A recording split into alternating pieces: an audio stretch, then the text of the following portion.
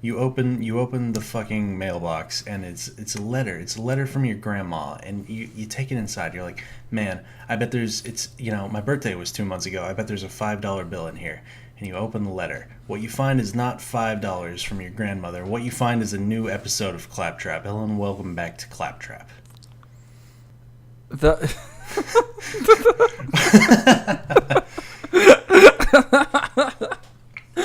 I don't have anything to say about this. Well, it's thematically relevant, Zed, because what are we talking about today? I know you know what we're talking about today. We're talking about the U.S. mail. The U.S. mail. We could talk about other Yes. countries' mail systems as well, but I don't fucking know anything about them. Oh, I barely understand this country's mail system. Yeah. This was I was kind of on the spot last time. You guys were doing the fucking drum roll on me. They were like, pick a topic. Whoa. So I just said the first thing that came to mind, and it was the shittiest topic ever. So I don't think we'll talk about it for long. I don't think we'll talk about it for very long at all. No, we're going to talk about it for as long as we can. I'm prepared to do the research. You may hear some mild typing, some typing sounds in the background. They're gonna do the research on our topic live. Yeah, live research, because you're going to suffer for this decision. Why should our viewers have to suffer, though? Well, what is this, the 8th episode we're recording? Yeah, it will be episode 8. Look, if you don't like the U.S. mail, feel free to go back and listen to one of my topics. You know they're my topics because they're good. Because they're nerd shit. I'm trying to keep it broad, I guess, but maybe I should be a little bit less broad. Yeah, like I'm probably going to do a lot broad, less. we'll probably run out of concepts pretty soon. Mm-hmm. I mean, as long as there's a noun, we could talk about it on a podcast. That's true. That's true. Like, we could sit here and talk about top hats, you know. Oh, topical. Yeah, I bought a top hat today. Yeah. You look like fucking Willy Wonka. Not Johnny Depp Willy Wonka, the old Willy Wonka. I forget his name. I gotta look him up now because he's the best. He was the better Willy Wonka in my opinion. With me and you'll be Let's see. gay. His name was Gene Wilder. Gene Wilder. I knew that. Yeah. Fucking rip. Gene Wilder. He was in like a bunch of Western movies, wasn't he? No, he was in Blazing Saddles. He was in a bunch of Mel Brooks movies. Okay. I knew he was in at least one Western movie. Yeah. Well, rest in peace, Gene Wilder. You're pretty good, Willy Wonka. I did prefer him over Johnny Depp. Johnny Depp was cool, but it was a very different kind of thing. Well, what set Gene Wilder's performance, what caused it to stand out was I was watching an interview and he wanted to step out with a cane, and then when he got to the end of the thing, he dropped the cane and did a somersault. Yeah. And from that point on, you don't know if Willy Wonka is lying or not. And I think that came from Gene's mind. Like, he made that up in order to portray the character. Yeah. And I think that's what set it apart, because I just felt like Johnny Depp was creepy. Johnny Depp was creepy. That was his whole thing. I mean, you know, Johnny Depp, a star of every Tim Burton movie, he's going to be a creepy Willy Wonka. Yeah. And Gene Wilder was just this charismatic guy who lies and fucks with people. He was basically a troll. Yeah. You know? Yeah. He was trolling the candy a bunch of kids. troll. This is not the about candy mail. Troll.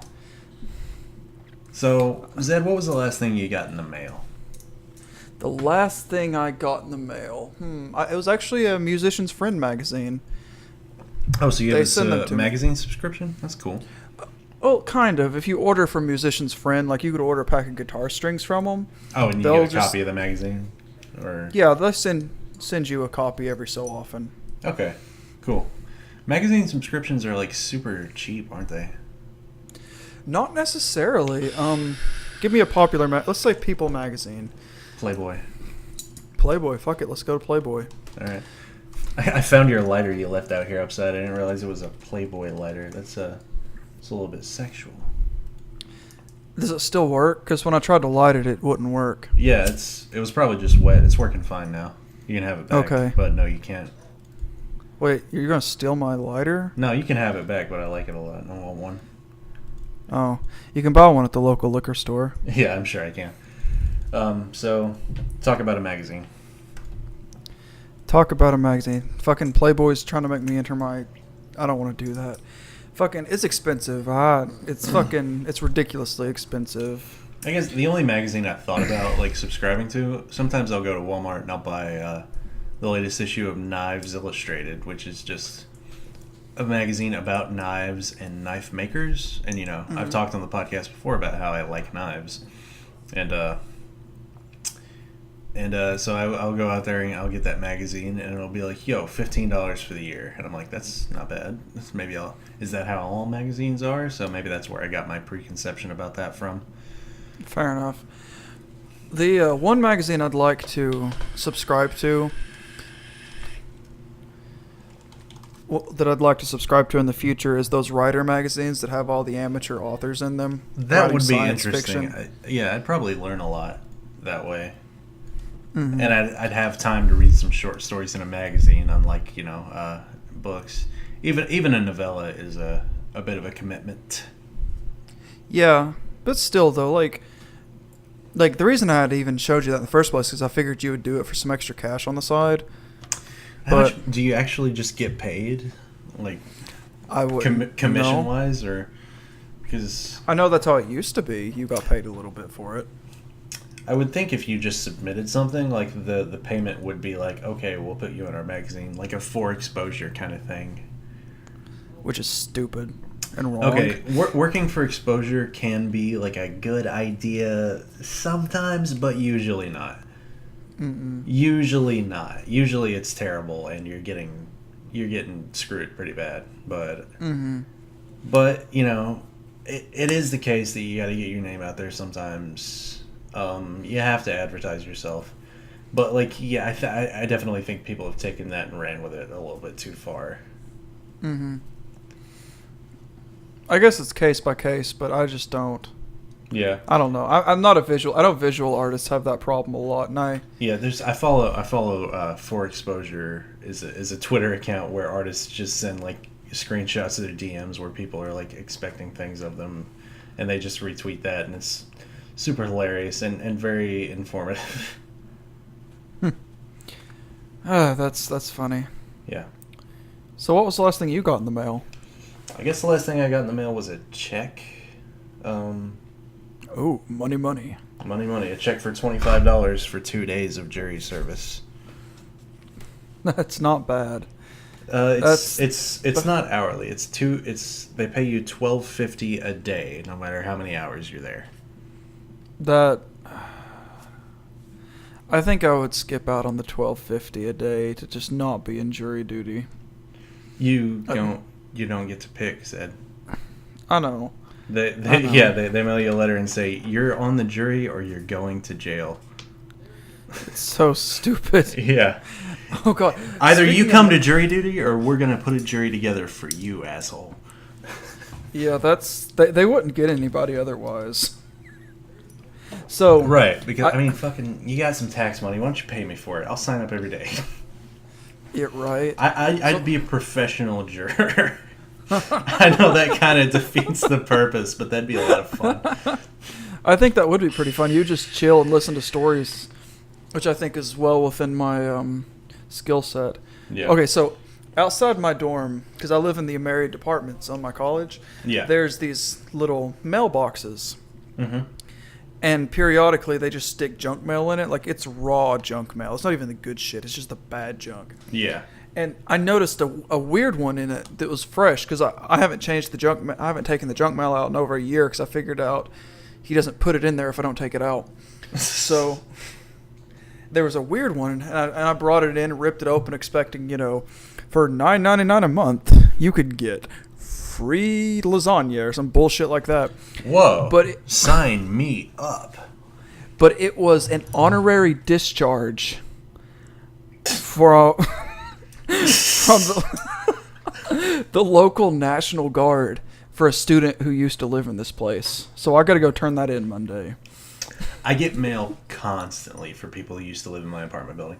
I have a pretty bad problem with junk mail too, because I live in an apartment complex. People come over and just like just like, oh, here's a mass of people. Let's send them all our advertisements.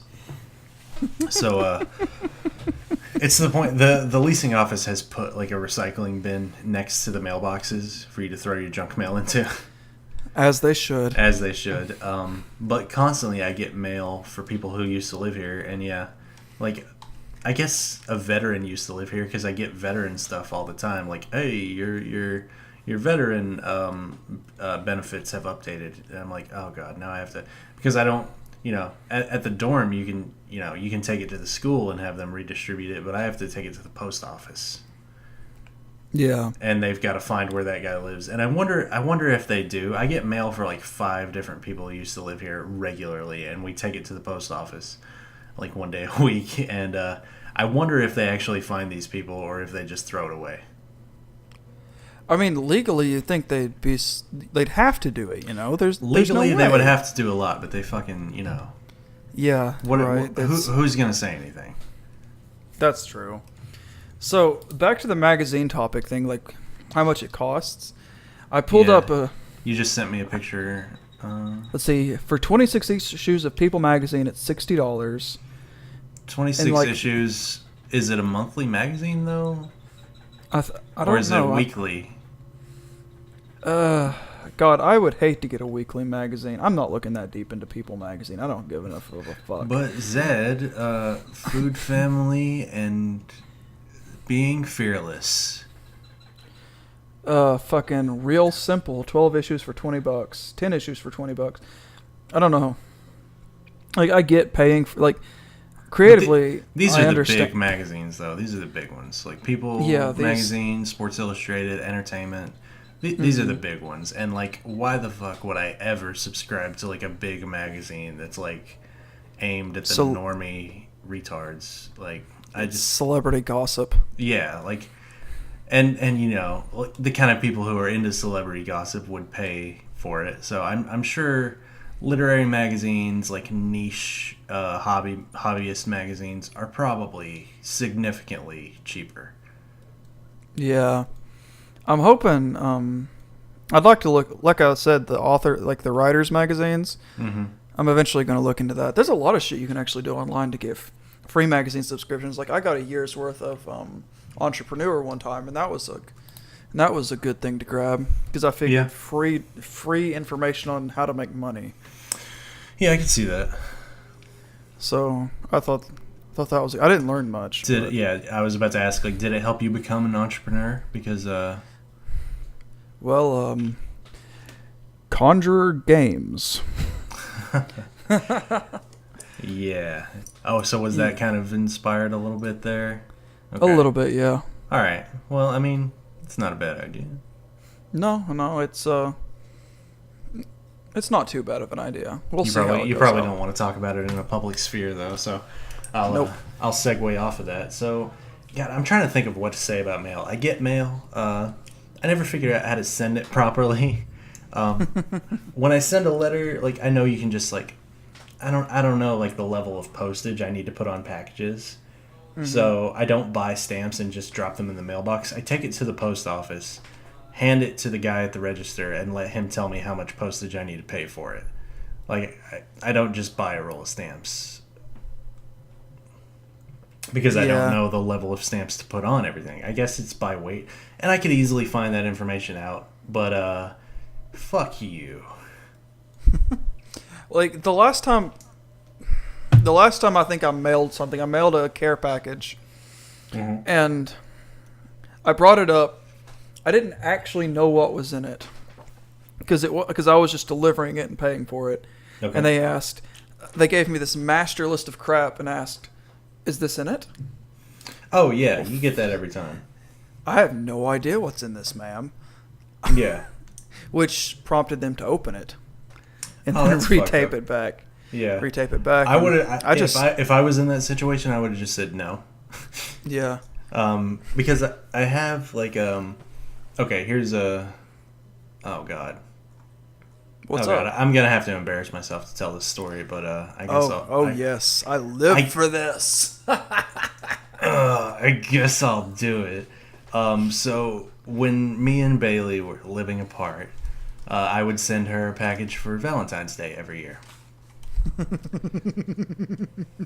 Said you're making me. I can still back out. I can still back out of this story if you're gonna make it hard. Yeah, but you want it to me. be a good. You want it to be a good podcast. You don't want a bad podcast.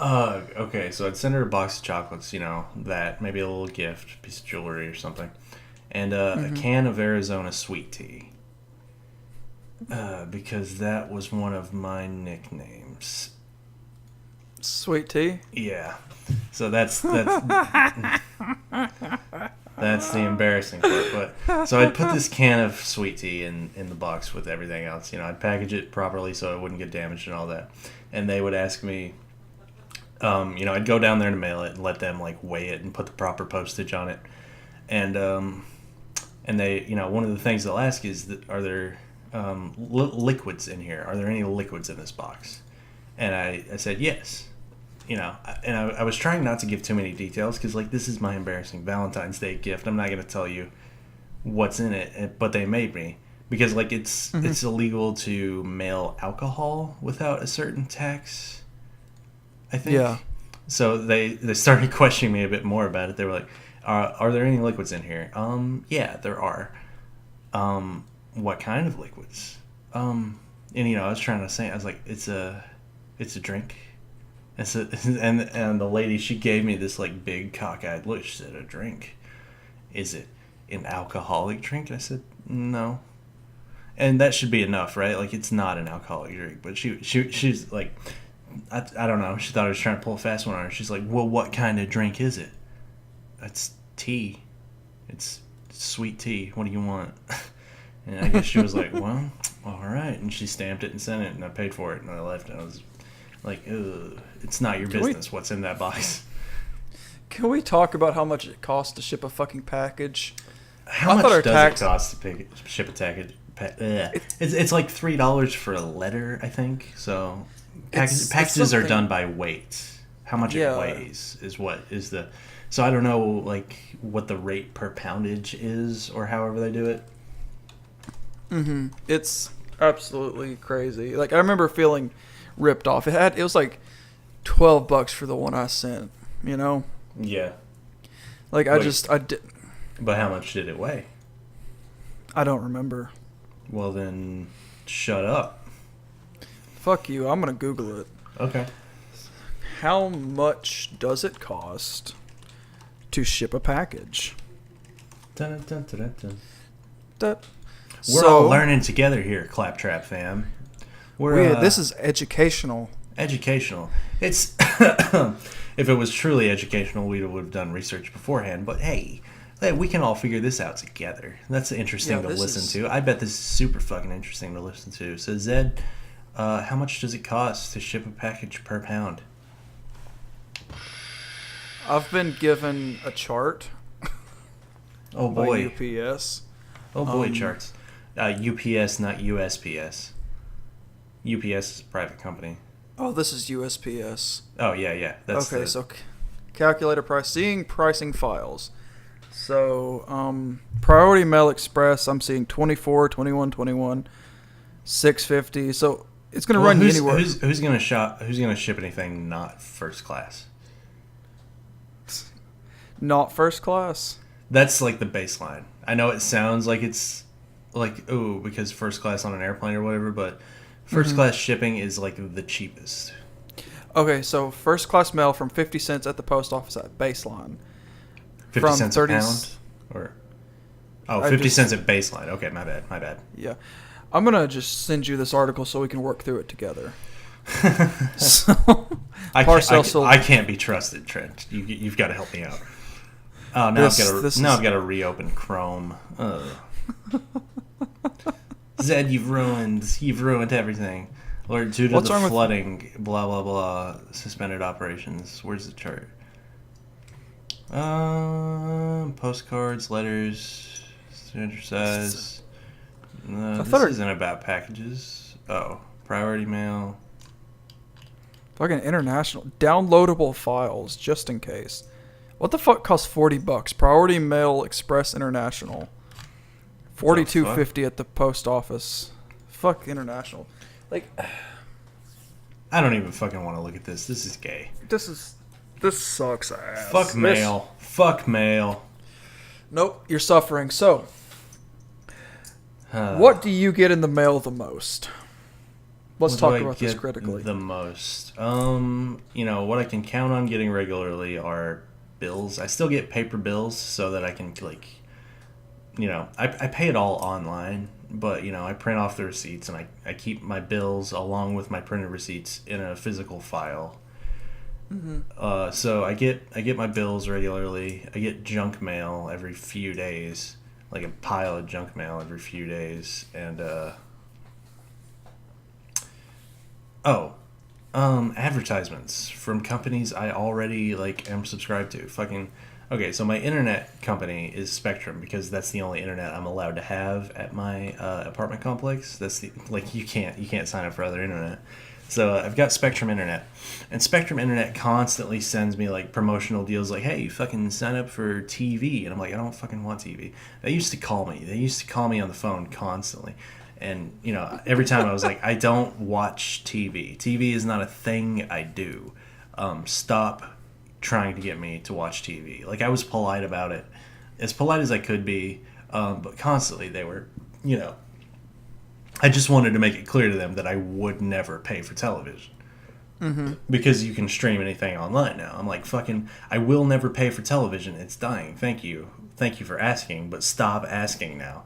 After a dozen times, eventually it got to the point where I was the guy called and I knew the number by now, and I picked up the phone and the guy started talking, and I tried to be polite about it. I really tried to be, but I cut him off. I was like, listen, man, I know I don't want to make you waste any of your time, but I've talked to several people about this and made it quite clear I don't want television from you guys or from anyone.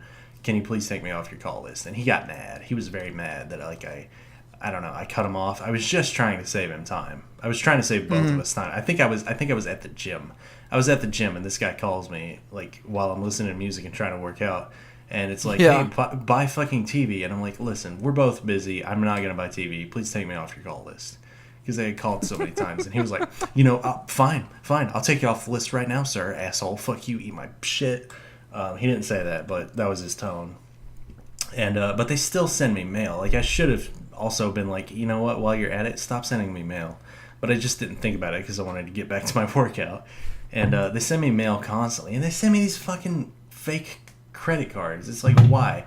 They don't even offer a credit card, but they think if some dumbass sees a credit card in there, they think they're getting a deal. Oh, this is my credit card now. It's a piece of plastic that doesn't actually do anything. It has your name on it. It says save $25. What? Why is this here? How much plastic are you wasting sending me these twice a week? I'm not going to buy TV.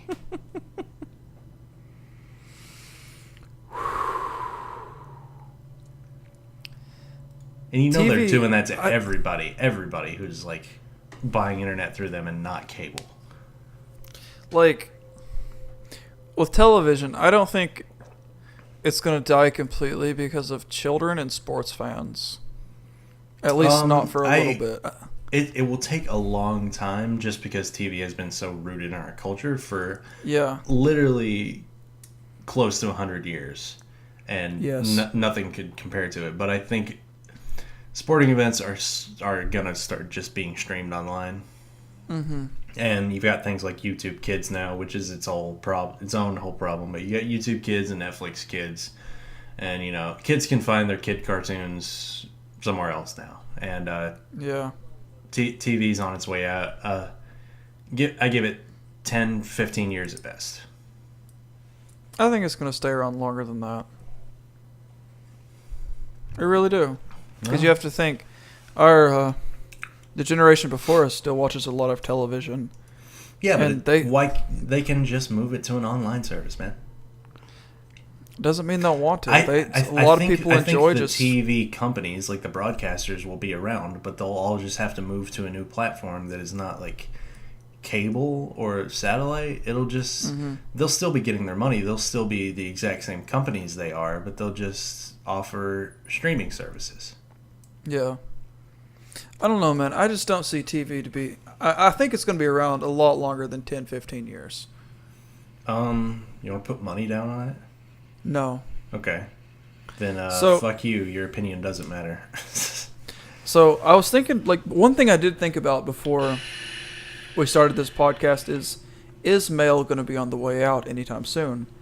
And the You answer know? I arrived at was no. Just a very hard no, because Amazon and eBay exists. Yeah, people Yeah, like like, as many things as we can move to digital, like TV.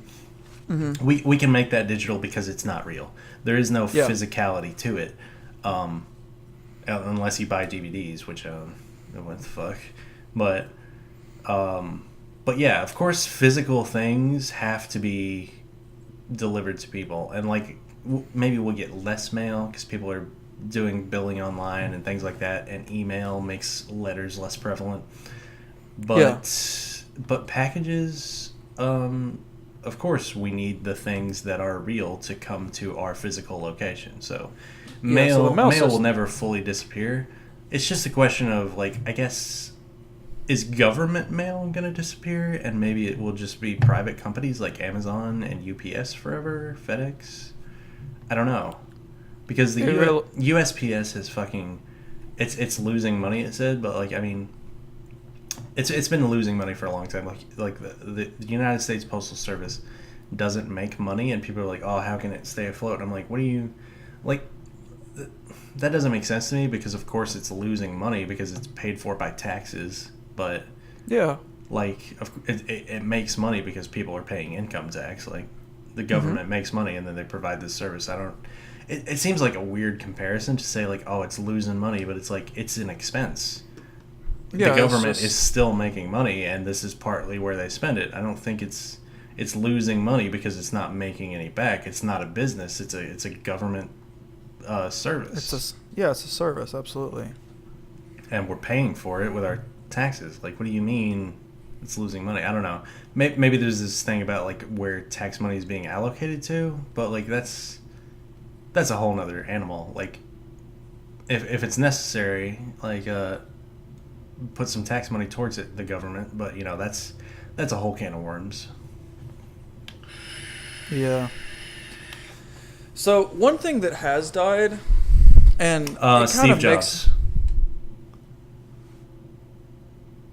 So one thing that has died, and it makes me kind of sad because I thought it was a really cool concept, is pen pals. Are you familiar with what a pen pal is? Yeah, I'm familiar with what a pen pal is. I almost had one. Mm-hmm.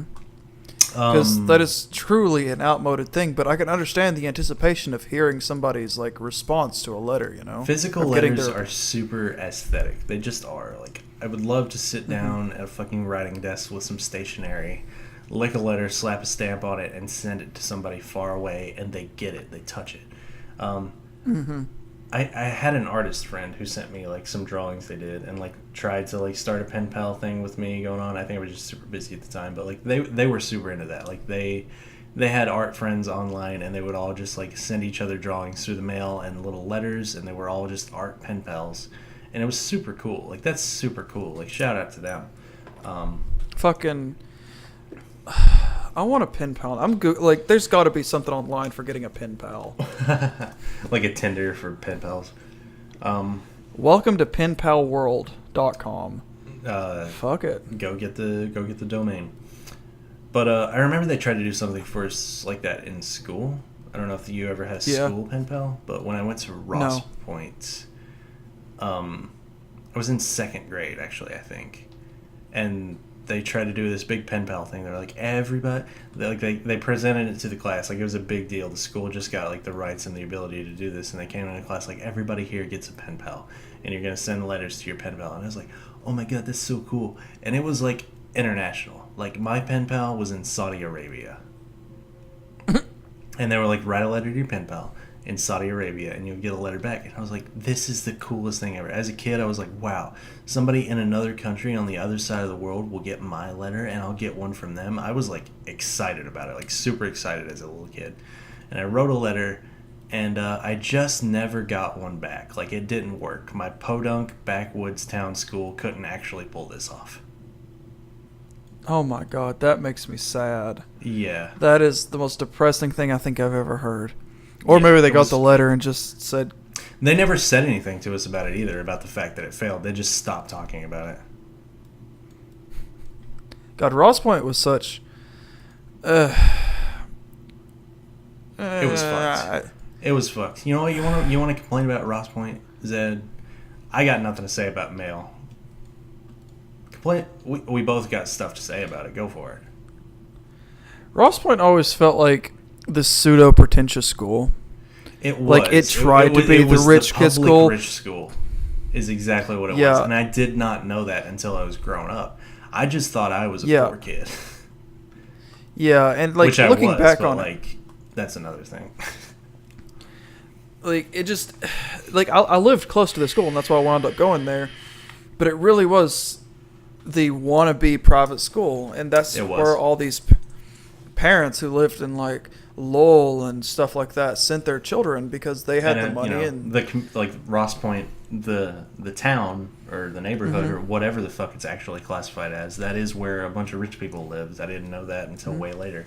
But yeah, just all the upper class kids in Harlan just went there and like had money and played sports, and like I just thought that I didn't have money, Yeah. Like my family, not rich by any means, but they always had like enough to get by. We lived in a house. It was nice. But I thought I was even more poverty than I was because I couldn't afford to go on all these big expensive field trips that all the other kids could easily afford.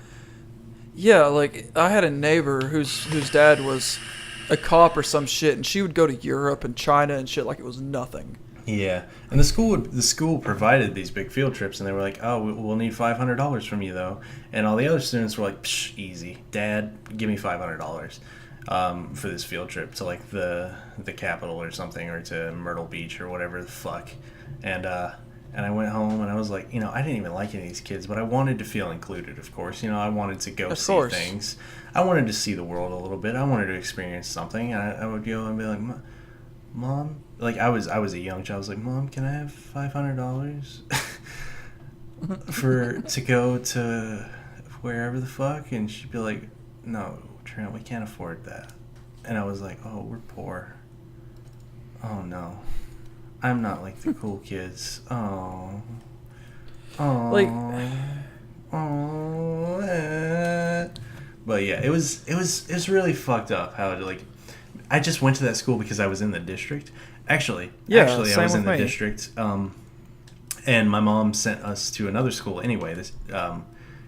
It was that school shut down though. Me and my brother were going to Lowell. I remember that. Yeah, but I was going to Lowell in preschool, and my brother was already like in second or third grade or something. But by the time it was time for me to go to kindergarten, Lowell school shut down. Or Loyal. Mm-hmm. Loyal is how it's pronounced, but everybody back home calls it Lowell. Lowell. Yeah. Lowell Lamau. But that school shut down right as I was about to go into kindergarten. And my mom was like, okay, that sucks. But we were in Ross Point's district anyway, so the kids will go to Ross Point. And I'll tell you, actually, my mom has told me that Ross Point tried to keep us out. Really? They tried to keep us out, I guess because they are pretentious assholes. And like I didn't know that until I was growing up, and she was telling me, stories from my childhood that I just would not have understood if she told me when I was a kid. But she was like, yeah, I tried to sign you up for like fucking, to attend Ross Point because it was in your district and you couldn't go to Lowell anymore. And she was like, but they tried to fight me on it and not let you guys into the school. And I went down there, like my mom, she went down there and fucking fought him about it and was like, you're going to let my kids into this school, you bunch of pricks. And, mm-hmm. And eventually they conceded because they legally had to, but they tried their damnedest to not let any poverty-ass kids into their high-class public school. Look, if their school was so fucking fancy, they would have just, like... Okay, so the way Harlan's school system is set up is you had your little backwoods bullshit schools, and then you had your private schools, the Harlan independent schools. And if you lived within Harlan City... Independent wasn't you could really go a private school. You had to pay to go there. If you didn't live within the city district, you had to pay to go there. Is that correct? That is correct. Was that after they broke away from the county, though? I don't know. I just know that's how it was for my sisters when they went for a little bit. Okay. Like, if you live close to the school, you can go for free, and if not, it's Well, gotta pay. Harlan, and if they were so Harlan fucking, Independent used to be part. Just as a quick side note, they used to be a part of the county school system, but they didn't want to be merged into HCHS when they built that, so they broke away and became privatized. yeah, they would have been torn down Yeah, if they hadn't. which I mean, fuck that. Like that place is historical. Mm-hmm. But like we need another empty building in Harlan County. Very true. It's kind of pathetic looking. Yeah. The whole thing, like. But you I said just don't- if you didn't live in the city limits, you had to pay to go to independent. Yeah, if you didn't live in the city limits, you had to pay to go. Was it like an astronomical amount of money though, or? Well, let's Google it. Okay. So, I don't know how much information you can find on Harlan schools, but go for it. I'm gonna burp into the microphone right now. fair enough. So let's see. Elementary school, middle school. Let's do high school. Yeah. So, where do I sign up? Where do I sign up for high school? I want to see. Let's do a whole video series where we try to shoot you like disguising yourself as a child. I'll be your dad, and we'll go sign you up for high school in Harlan County. While I'm doing this, so our local Southeast Community College is doing College Day, where they send all the high schoolers up there to choose a college. And me and our mutual friend JD, who you got your cat from, almost got accepted into an all-female school as online students.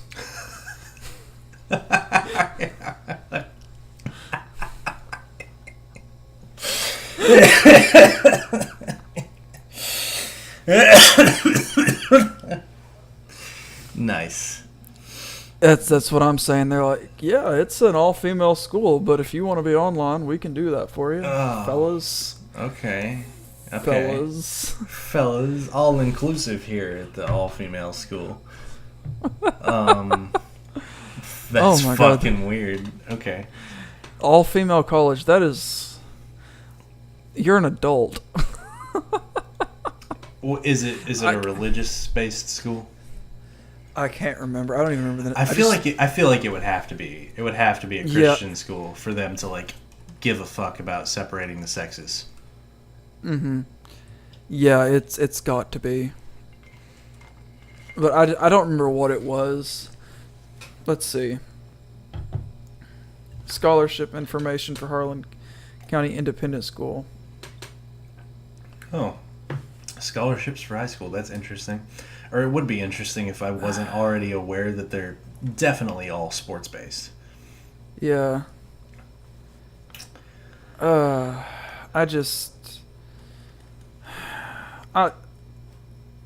I'll ask my aunt later Okay. if you really Yeah. want to know, but Why I'm don't you not just let's wasting go back too to much Ross time on Point? this. Why don't you bitch about your experiences at Ross Point? Because you like- were an anarchist kid for some reason going to the pretentious school. So, like, one thing that always baffled me about Ross Point is everybody seemed like a copy and paste of each other. They Like, were. all the girls had the same haircuts, all the boys had the same clothes, everybody got the same thing for Christmas, and everybody was each other. Yeah. And that made no sense to me. It was weird. It was very much a part of the sports culture too, which like if you Yeah. like sports, that's cool, that's fine. But I do have a lot of problems with like the weird cultism of sports culture and like how fucking like strange it is even from a young age. Like so all the boys wanted to go play basketball for UK and all the girls wanted to go be cheerleaders for UK, which is the University of Kentucky. Yes. One thing I remember, and I often joke about, is all the boys wanted to be coal miners and all the girls wanted to be cosmetologists. Oh yeah, And- the ones who didn't want to be basketball players or cheerleaders. That is, yeah. Yeah. And then in high school, those girls were like, I don't want to be a cosmetologist anymore. I want to be a nurse practitioner. Yeah, it's just whatever And it was was this- like big in the county at the time, I guess. Yeah, like, all little the sister- girls we went to high school with, like pretty much, like went to Southeast Community College for nursing, yeah. and then like Yeah, they did. and then like 65% of them dropped out, I think, or something. But whatever. Like, my sister once said that the Harlan County dream was you become a nurse and marry a coal miner. Get your truck and your double wad and raise a couple babies so they can do the same thing. I mean, if you want to live a simple life, that's fine. But it's just a question of limiting yourself, I guess. If Yeah, that is I what see. you if that is what you truly want in your heart of hearts, I cannot tell you that it's a bad idea. But look inside yourself and find out if it is. Yeah. Don't There's think you have to because you live in Harlan County. one criticism, and I'm going to stray into some dangerous territory here, but I'm feeling it tonight. Please, let's get something exciting going on. So one criticism I've always had about uber religious counties, and I remember in like 2000 and I think 11 or 12, I picked up a local newspaper and counted 111 local churches. Oh yeah. One problem I have with impoverished religious counties is none of the super impoverished people want to better themselves and their lives because they believe their lives will be better when they die. Yes. And I think that is a horrible fucking way to live. Okay, I'll out myself right now. I'll let you know. I don't talk about this a lot because in the spheres I exist in, it is kind of strange, and I feel like a lot of people don't like get it, or like I would just be out or whatever. I'm not trying to like play victim here or anything, but I don't like to talk about it a lot. But I am a member of the Christian religion. I do believe in Mr. Jesus Chan, and yeah, I am a literal Christian, and I believe in an afterlife, and but that's so removed from what I know now. I'm not going to like fucking live my whole life on the basis of the second one. Like it has I won't say it has nothing to do with this life, but it isn't this life. Yeah. And I don't know, if you believe in an afterlife, you get to go live that one forever.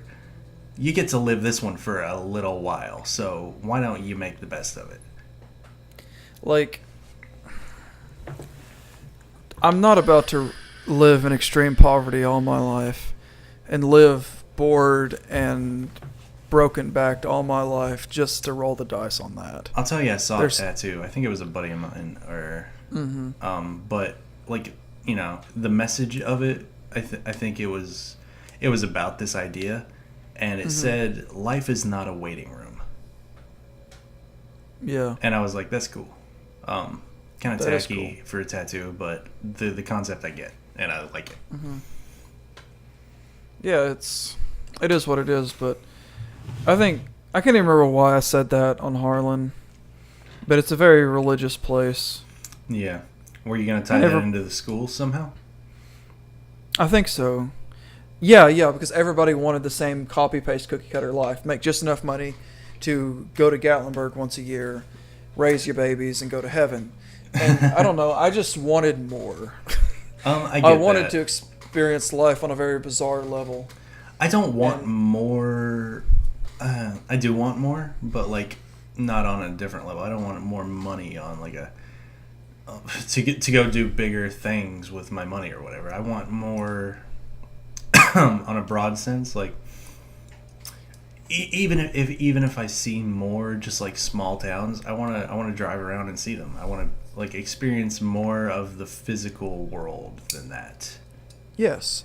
Like I want memories. I want adventure and memory, Yeah. And like to me, sitting agreed. If sitting in a trailer all day waiting around to die so you can finally be happy, that just... It's pretty fucked up. Yeah, it really is. Like, the fact that I was able to utter that sentence surrounding an entire culture of people. Oh, God. Waiting around to die so you can be happy. That's, I never thought of it that way, like, in those words or whatever, but, like, holy shit, what a culture of literal depression. Literally suicidal depression is what that is. It is. Oh my God. And I think... Well, I get it, because, I went to church and Christians were like, oh, I can't wait for when Jesus takes me home. And I'm like, I get that heaven, like, is gonna be great, but, like, what do you mean you can't wait? Like, I want to put it off for as long as I possibly can.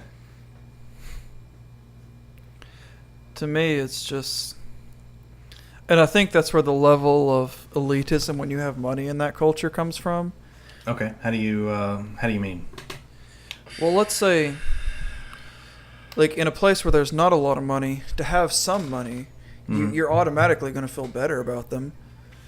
And Yeah. also straying into dangerous territory, I often feel like Christianity breeds elitism. Because you develop a sense of, I'm going to have this eternal perfect life because I do all of these really good things. And it's easy for me to feel good about myself. And it's easy for me to look at somebody else and realize that they are not as good as you perceive yourself. Mm-hmm. And you become an elitist over it. I wonder if that very ties prominent. into like why Christianity thrives so much there, because people need like an outlet for the lack of possibilities in their environment. Mm-hmm. I think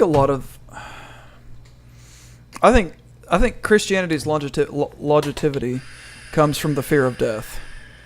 Like I can't really.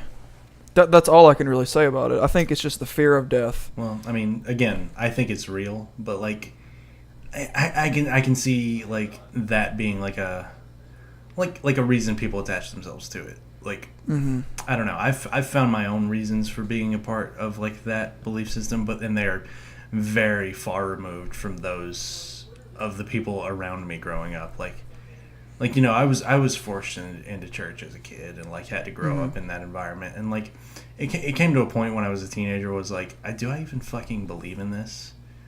And my bad. Huh? My bad. No, don't worry about it.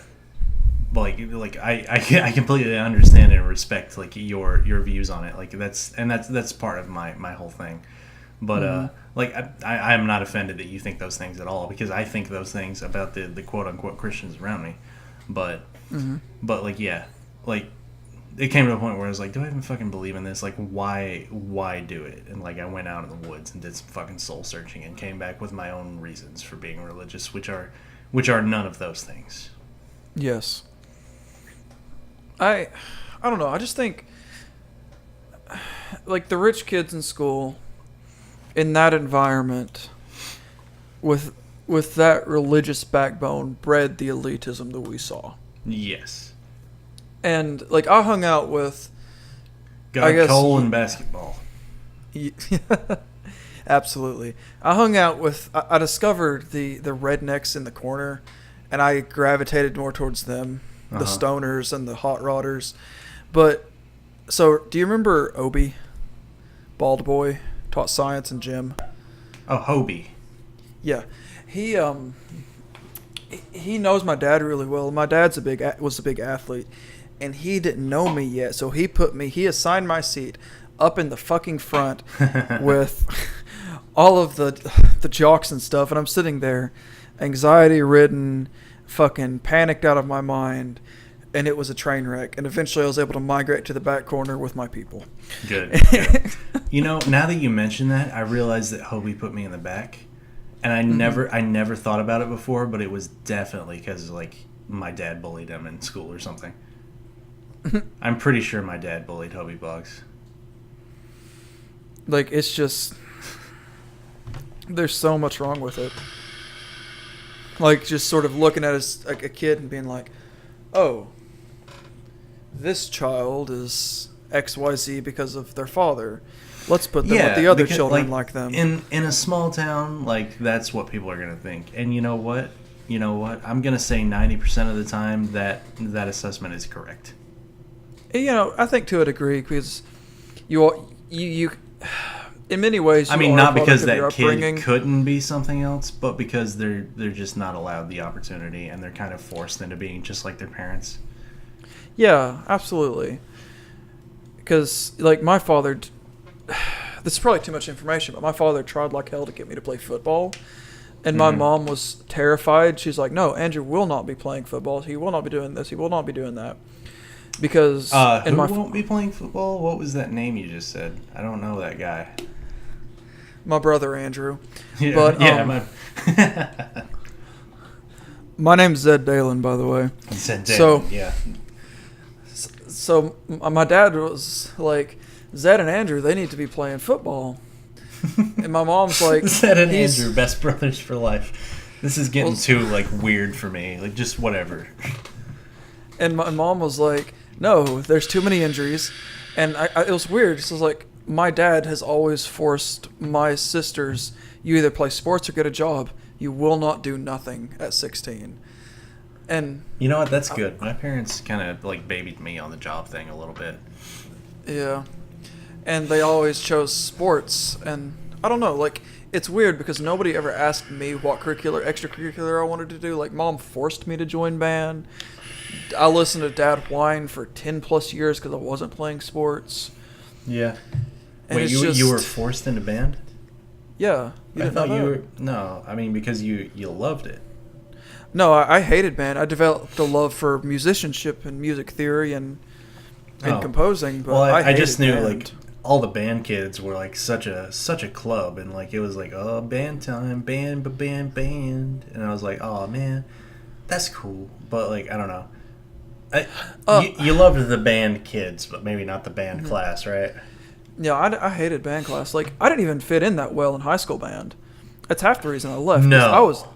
I'm such a fucking freak that I didn't even fit in with the band. Oh, Zed. I fit in with Farmer, and that's it. And I don't care to drop the name Farmer because that is such a broad fucking name. Yeah. But I fit in with Farmer. Just don't and even say it's his name. That was his profession. Yeah, it's a He works in food now. All right. Oh, so there you go. Kind of. But yeah, like, it's weird because at that time I hung out with like stoners, visual artists, musicians, this, that, and the other thing. But I never truly fit in with any clique completely. I feel that, yeah. Yeah, which is, I think that's why I latched onto individual people so heavily. Because I value a good platonic relationship heavily. Yeah. I think that's why maybe you and me kind of gravitated towards each other towards the end there when we finally, like, encountered each other. Like, we had kind of known about each other for a while because you know about everybody at a small school like that. But when we finally met, there was, like, kind of a connection there because, like, neither of us, like, fully belonged to a group. Yeah. Yeah, absolutely. It's like, I have friends in multiple groups, especially in high school, but... Oh, yeah.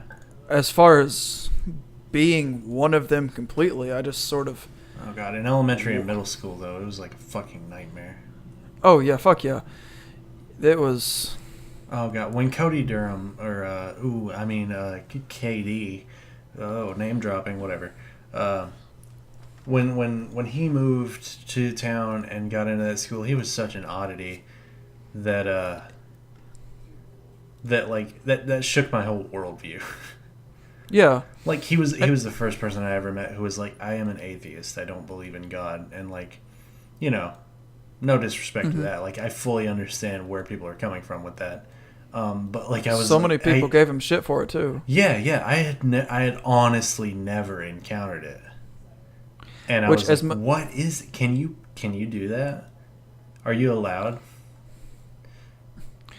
And, like, as much as I hate to admit it, at the time, I gave him shit, ignorantly gave him shit, and I feel really bad for it. What, you did? Absolutely, yeah. Were you a Christian as a kid? Yes. I did not know that. Mm-hmm. Wow. I went to a Christian school for 7 years. Oh, did you? The Holy Trinity? Harlan County Christian School. That's the one up in Putney. Yes. Okay, yeah. I always forget about that one. That's the Pentecostal one, right? Or not Pentecostal. Baptist. Protestant was the word I meant to say. Harlan County Christian School is attached to a Baptist, like... Protestant just means not Catholic.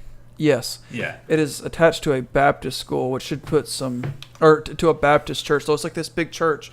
Yeah. And this massive hallway going out from it for about a football field and a half of about a football field's worth of length, and with rooms down each side of it. Yeah. and that was it. And I went up there once, not to the school, but to a church service. Because like when my mom wanted to get back into the faith or whatever, and was like, we need to be going to church. Like she tried out a few in town, and that was one of them. And I just remember, like I didn't think much about it because I was a kid and I couldn't like pay attention to what the pastor was saying or whatever. But I remember we left, and I was like, "Is this our new church, Mom?" And she's like, "No, they were kind of weird." Yeah, it was very cult-like up there. It was also because you had to pay tuition to get there. It was a very elitism. You had to pay tuition to go to church school? Mm-hmm. Wow. Mom wanted me to be sheltered away from the real world. I guess it was a private school, so yeah, of course you did. Yeah. She wanted, and the reason my grades in science have always been poor is because I'm too fucking lazy to apply myself. That being said, it's also the Christian school is also the reason I was so fucking behind in science. Did they teach you like bullshit science? They did. Anything like we talked about, it was mostly just like visual biology. We never talked about cells. It was just like, what is it, class, genus, and species, like this is a mammal, this is classifications of mammals, shit like that. Wait, how is talking about cells like not? I never learned about cells until I got in. Cells do not contradict creationism.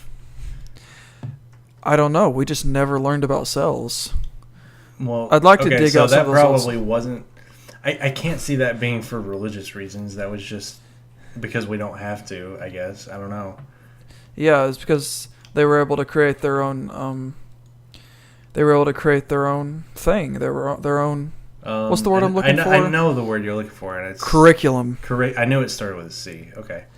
Create their own curriculum, and it was so shitty because we had to pay to go to school there, fucking pay for books, and it was all shitty paperback books from a Christian company. Paperback textbooks, holy shit. That we got to take home, and we had to tear out the assignments from them, and it was the disposable kind. Okay. Yeah. Yeah. It was horrible. The only thing I really got out of that school is a couple of lifelong friends, and the ability to write in cursive. I'll talk them out. Unless you don't want to. Yeah, sorry. I forget there's a microphone in front of me. I don't know that one. Do I? You've met him once. Maybe I know him. Whatever. You know the driving license story with the marriage? Yeah. Oh, is that that's guy? him. Okay, cool. Yeah, that's that guy. You've met him. I probably have. I've met everybody in Harlan at least 4 times. But yeah. Oh yeah, I wanted to say about Ross Point being like super sports culture and all everybody wanted to go play for the University of Kentucky. That was definitely like forced onto them also. Oh, no doubt. Because Ross Point School had the same mascot and color scheme as the University of Kentucky. They based everything around it. Yeah, absolutely. It was like several schools in Harlan were the Wildcats. And I remember whenever Ross Point would play, like, I think it was Hall School, it was like, oh, the Wildcats versus the Wildcats. And I was like, isn't that gay? Why don't you be something else? The biggest thing, the biggest problem I've ever had with the Harlan County school system, and we can complain and criticize the system all day long, but the Harlan County High School, the big merging of the high schools, and they chose the black bear as the mascot because black bears are a prevalent thing in Harlan County. I think it was a good choice. Yeah. No, it isn't, because they were going to be the Knights. They were going to be the Harlan County Knights. Fuck yeah. And face the Green Dragons. The Dragons! Oh my god. Yes. That would have been so good. That would have been so good. Because the independent school is Harlan Green Dragons, and we would have been the Harlan Black Knights, I guess, or something. The Harlan Knights. So the Black fuck your opinion. Great. Yeah. So fuck your opinion on the Bears. I take it all back. I think Bears was good, but Knights is perfect. And I guess it was some bullshit about like too much conflict or something, but for that, what do you mean? Cowards. That's a healthy rivalry. Like That's they inspire so much conflict, and then like something that would have created a healthy rivalry like that, they're like, oh, it's a little bit too conflict. Like, eat shit and die. That would have been so cool. I would have got behind that. yeah, like it was cool, and people are fucking cowards. Yeah, eat shit and die. Thank you. God, I don't know. Dragons. I always thought a dragon was an awesome mascot, and I wanted to go to Independent just so I could be a dragon instead of a bear.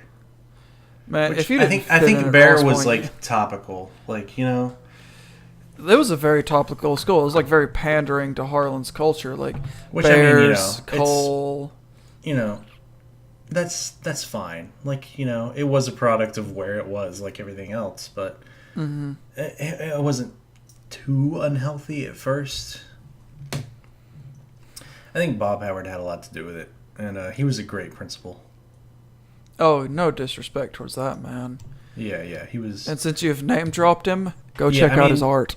Yeah, go check out Bob Howard's art. I don't know. Find me a link and I'll put it in the description of this video.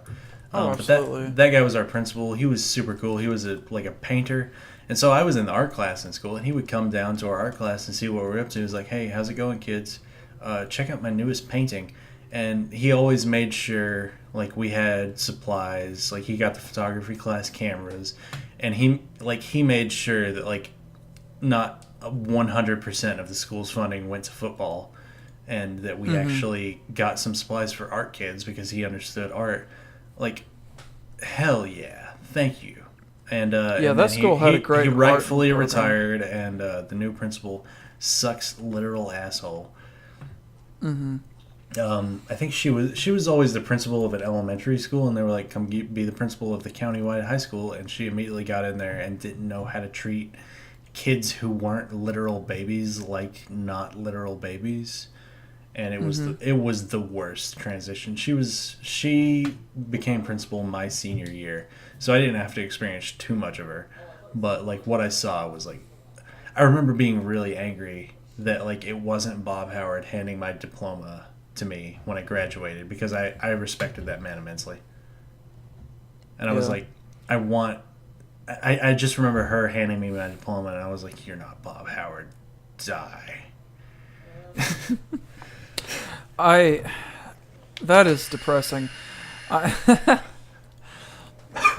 Oh Lord, I graduated when Howard left, and we called him Howard.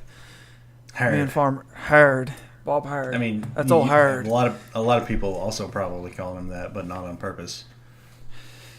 I don't know. Lord. Oh Lord. I love how every time the topic sucks, it becomes a nostalgic podcast. I mean, that's all we have left. That's all we have left in this life. It's time to go. Where'd I put that? Let's talk about Kings Island.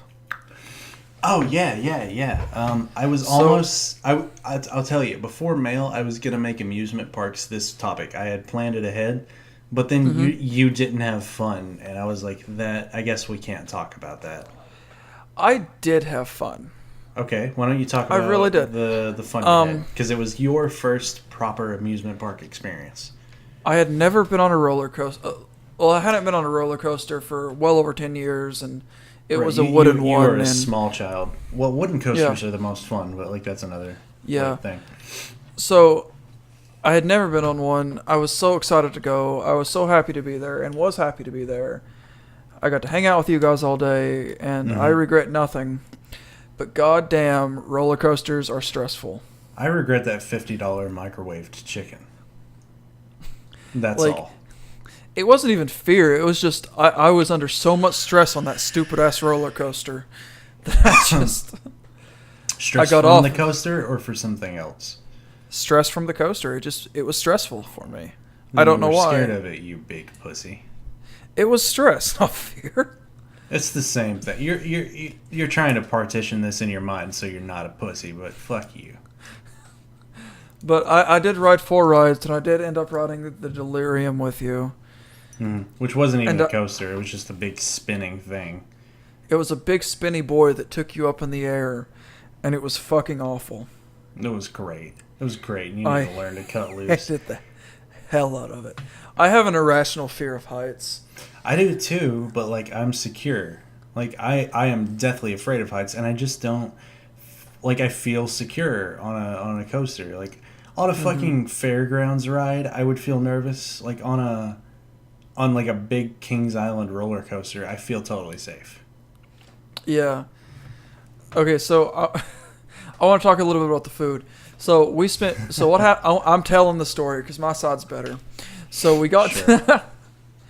we stopped at this chicken place to eat, and they got Chicken Shack. It's called the Chicken Shack. You say?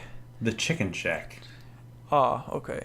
So I got a burrito full of vegetables and chicken and bacon, and it was probably about 7 to 8 inches long, and about, God, I don't know, a 4-inch diameter, which is a hell of a burrito, with fries and a bottle of water, and it cost $17 fucking dollars. It was super pricey. The bottle of water alone was $4. It was $4. Yeah, it was stupid amounts of money, and like, I was like, fine, fuck it, whatever. I don't get to go to Kings Island, and it'll probably be years before I can go back. So, and Trent here was like, fucking Zed, I got you, man. I'll pay for it. Until he realized for 3 people, it was $50 fucking dollars. So I happily like $47.90, but yeah, $50. So holy shit! It tasted like asshole anyway, but. Mine was good. The burrito was good. So it was good. We just got chicken strips and fries, and like the chicken strips just tasted like they came out of the microwave. There was no seasoning at all. It like not even they didn't even put salt on that shit. It tasted like cardboard ass. So I paid him the $20. Thank you. Because I felt so bad, but I thought it would be like, oh, this is gonna be expensive for 3 people to eat. Maybe it'll be like $35. And then it was fucking $50 for some microwaved. I know they literally put it in a microwave back there. It tasted like microwave. I've been telling that story to friends here at work. Come on, man. Because I don't name drop you. So the truth, like, so later on that day when we were walking, I noticed myself, oh, there's a Subway here. And then I realized it was standard priced Subway. The prices, we could have got a $5 footlong, but we bought $50 microwave chicken strips. They don't do $5 footlongs anymore. Oh, well, I think it's like $6 footlongs now or something, but it's still not bad. Well, you could have bought me a meal guilt-free if we would have went to Subway. So the pros of going to that Subway would have been financial.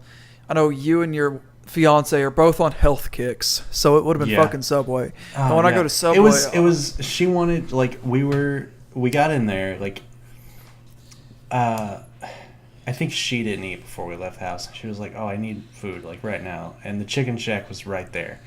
And I didn't want to walk across the park to find something cheaper. You know, I try not to be a cheapskate. I'm like, maybe it'll be a little bit pricey, but it's right here. My woman needs to eat. We'll go in here. But I didn't know how astronomical the fucking difference would be. And, like, it would have been a lot cheaper, too, because whenever I'm at Subway, I always eat vegetarian subs. Because I see it as a really, really cheap way to get those dietary fixes right there. Like, all those essential things that you need in your diet. Yeah. Like all the vitamins and stuff from the vegetables. Because I knew damn well I was going to have meat for breakfast or dinner. So when I go to Subway, I'm like, oh, time to get my veggies. Yeah. So that would have been so much cheaper alone. It would have been cheaper than both y'all's subs. Well, I'll fucking remember that. Yeah, when we met up with Jake at the park, I was like, oh, we stopped at the Chicken Shack and now we feel like shit. He was like, dude, because, him and his wife have season passes and they go to that park all the time, so they know the ins and outs, and they're like, oh, God, I hate the fucking Chicken Shack. I will never go there. And I'm like, I don't fucking know everything. Like, how was I supposed to know that the Chicken Shack was fucking communist China? I don't...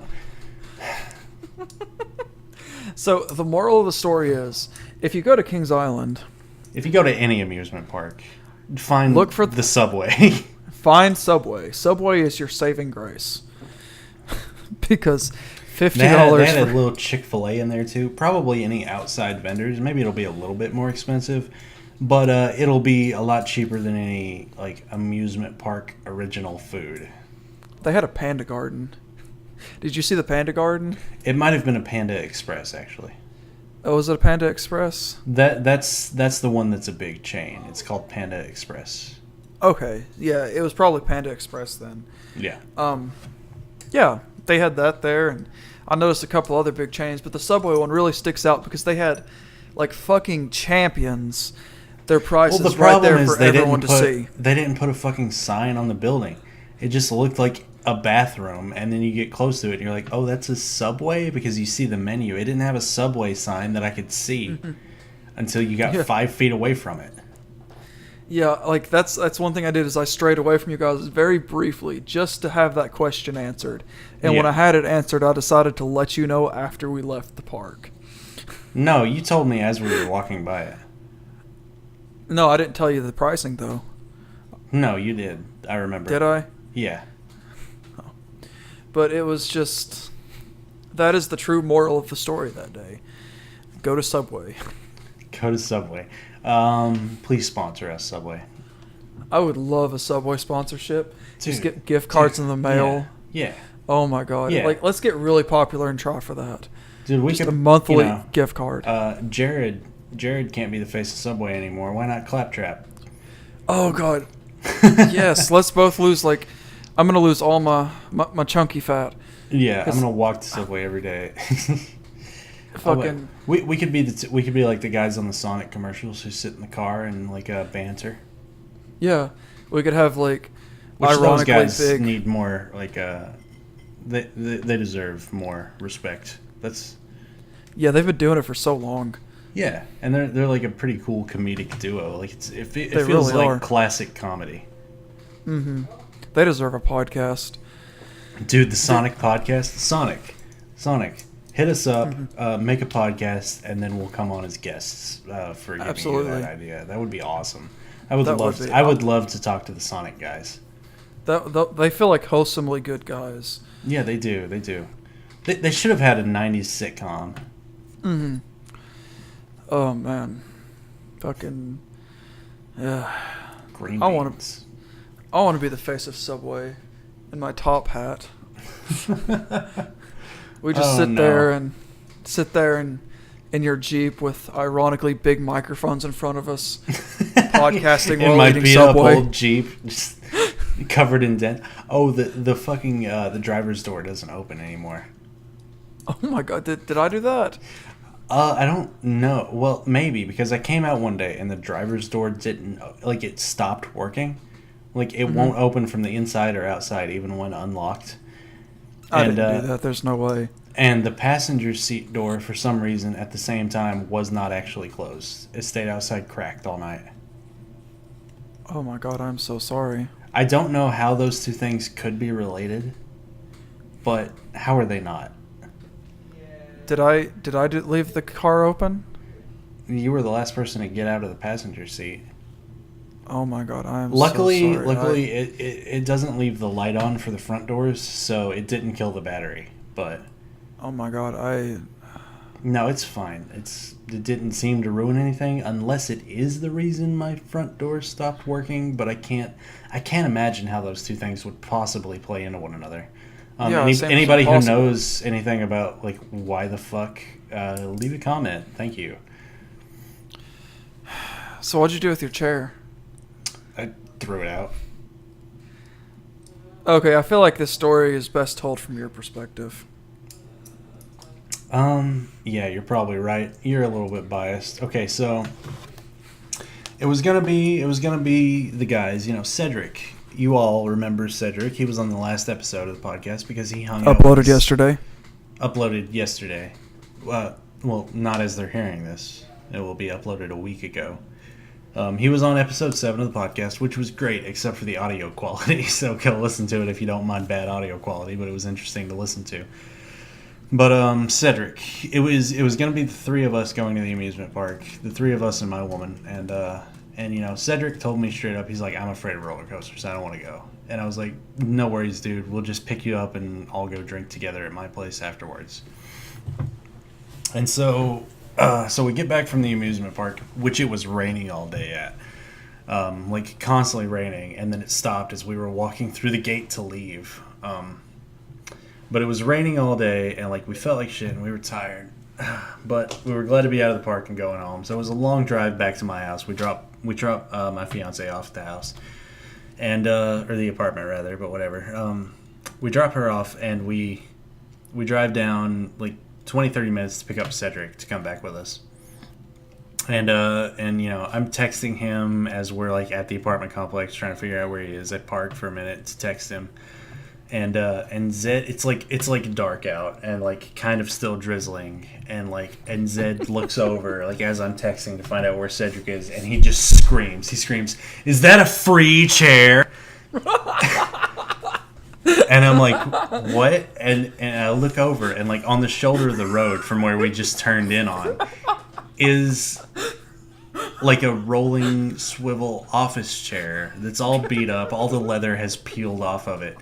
And like by the time like I'm even like looking at it and like taking in the information of what it is, he is out of the car and like jogging over in his big oversized fucking clunking shoes, like with his arms at his sides, like fucking going for this chair. And so he gets it, and like I'm just sitting there staring confused. And I'm like, I guess, I'm waiting for a text back. I'll get out and jog on over there and see what's up. And he is, like, inspecting this chair. His eyes are wide, like, this is a free chair. And, like, I don't think you even ask me at first if you can put it in my car. You just start rolling it over there. No, you do ask me. You start to roll it over, and then you stop, like, is there room in this for your car? And I'm like... The car was down a slope from where you found it. And you're like, is there room in this for your car? Can I put it in your car? And I'm like, only if you can ride it back over there. And so you sit down in the chair and start riding down the slope. And immediately you're like, this was a bad idea. And you like, I'm going to fall over, and you jump out of the chair. But like that doesn't bother you at all. And you just start pushing it over like, I got a free chair. And you put it in the back. And like you're so happy. Like I got a text back from Cedric, and we're gonna go find him. And like we know where he is now. And like before we even pick him up, like 500 feet away from where you got the chair from, you immediately start questioning yourself. You're like, was that somebody's? Did I steal this? Like you have like a fucking like you were so excited and happy, and then it immediately turns into like guilt. Like fucking immediately. And so we take it home. It stays in the back of my Jeep. Like me and Cedric have to reassure you. We have to reassure you. Like, no, somebody left it on the side of the road. Don't worry. This isn't theft. They left it out there for somebody to find. And you're like, okay, I feel a little bit better about this chair. And then the next morning, like as we're getting ready to take you home, you're like, I'm gonna leave that chair with you. I read up on it, and it turns out that chairs can hold HIV. And I'm like, okay, Zed. So I take you home, and then I get back, and I take that chair to the dumpster.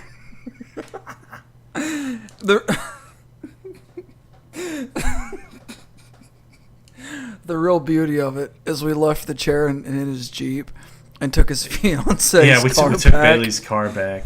And like we were driving down, and Zeb was like, congratulations on your new chair. And I'm like, oh, sorry, I forgot about it. I can bring it to you. And he's like, no, I'm going to leave it with you because it's got HIV in it. I'm like, all right. Yeah.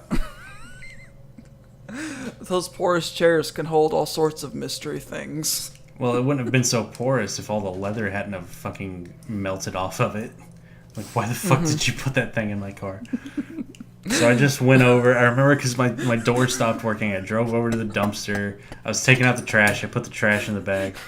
And I crawl through the passenger seat and drive over to the dumpster. And I crawl out of the passenger seat and just throw this chair next to the dumpster. and just go to work.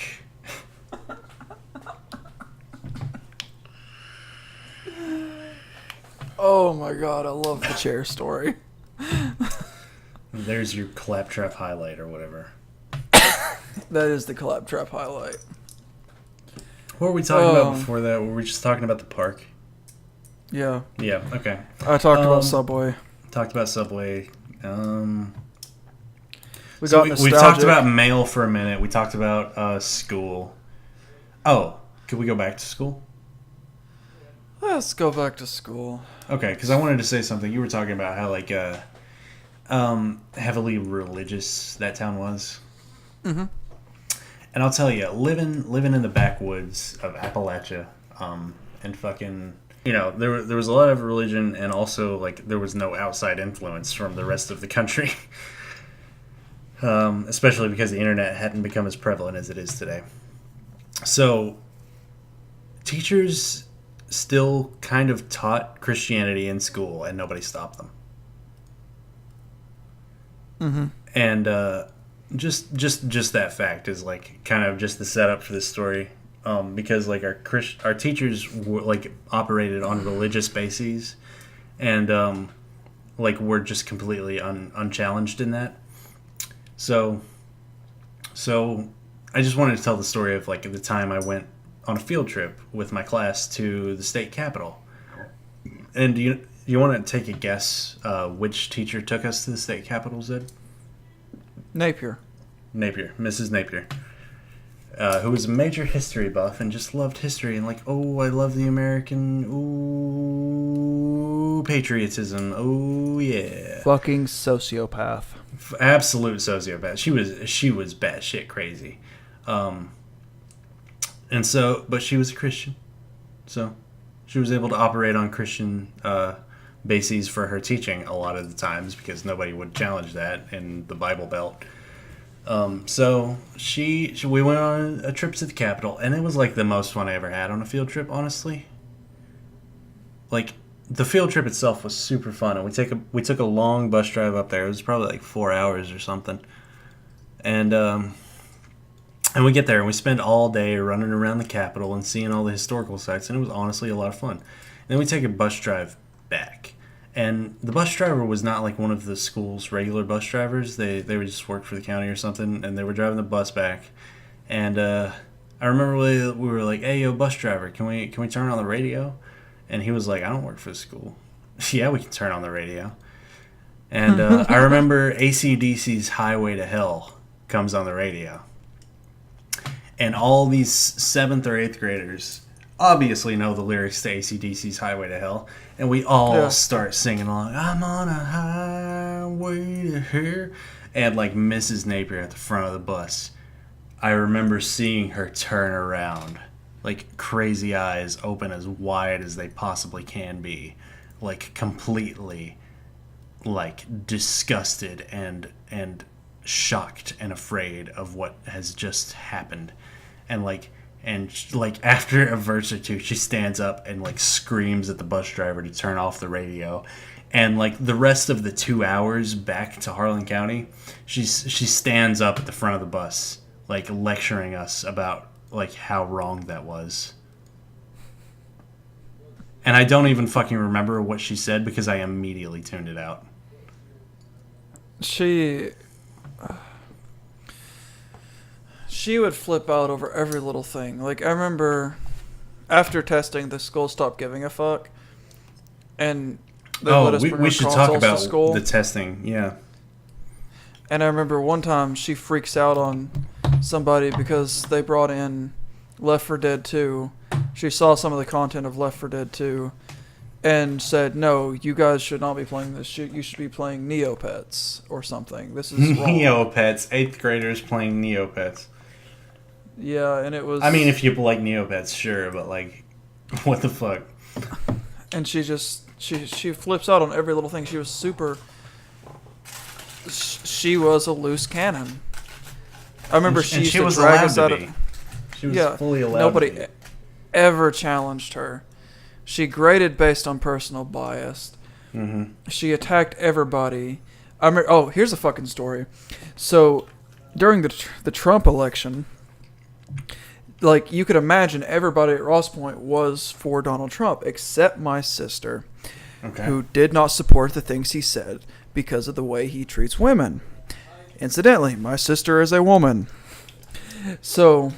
Definitely got to see where she's coming from, at least. Yeah. So, Miss Napier would directly have the students attack my fucking sister in class over the fact that... For her political opinion. Yeah. The political opinion of a fucking 8th grader. Of a middle schooler, yeah. Who's... And as much as I hate to say it, the political opinions of 8th graders are the direct political opinions of their parents. Because I don't think 8th graders have the critical thinking skills to fully understand what's going on in the world politically. Oh, of course not. Of course not. Like, So, I remember, like, growing up, I like, any presidential thing, I would, like, ask my dad, so, like, whose team are we on? Mm-hmm. And it was fucking... She encouraged political bullying. And she would try to have, like, collegiate level Against debates. the child. Yeah. Against a fucking child for not supporting Donald Trump. And she would sick another army of children on this child. On my little fucking sister. What a psycho cunt. Yeah, fuck her. Incidentally, her son goes to Union now. He is also cool. studying to become a teacher. Who is he? I'll type it in. Okay. It's just... I don't I care never had a name problem. dropping her because she was a psycho cunt, but... Yeah. I guess that's how you spell it. I don't know how to spell it. It's such a fancy name. No. Fucking, I can't even spell it into Google in it. Just fucking phonetically type it, dude. I'll be able to, like, put two and two together. So it's pronounced like that. Oh, that's an easy name to spell. But yeah, Is I it? think I know who you're talking about. Yeah. Yeah. He goes here now, but like it pisses me off that like fucking you teach 7th and 8th graders history. Get off your goddamn high horse and don't bully children. That is the fucking lesson for today. Good point. You know, even you were talking fucking, about how the school stopped like giving a fuck after testing. I would like to talk about that test. Yeah. The CATS It's meaningless. test. So Absolutely meaningless. It was made out to be like the biggest fucking thing in the world by the teachers. And like now I understand why, but back in the day they made such a big deal out of it. I don't think anybody ever actually said this, but I came to understand like if I don't pass this test, they won't let me move on to the next grade. The teacher's job. Wasn't true, but they completely teachers' like jobs. Huh? I used to be an education major, and my teacher, my professor worked at Frankfurt. The teachers keep their jobs if the students as a collective pass the tests. Really? I thought it was like a funding thing. Like it might have something to do with funding. They're but funding if we pass this test, but like it That's had my nothing to do with understanding. us or our grades. But like they structured the whole fucking year around this test, and like made it seem like such a big like ACT/SAT level deal every year. completely stupid. And like they would make it such a big deal and would offer us such a reward, you know. We would prep for this test months in advance. Oh, excuse me. We would prep for this test months in advance. We would take it over the course of like a day or two, like all day long, like in a completely quiet room. They like fed us like peppermints and vitamin water to increase our brain activity. Actually, like that is real. Like you knew the CATS test was coming soon when you see like pallets of vitamin water like lining the hallways because they wanted us to be as smart as we could be. Like they took every measure, and it had nothing to do with us. It did not affect our grades at all. No, It affected the them teachers' and their money, and so it was, and so that was a big deal.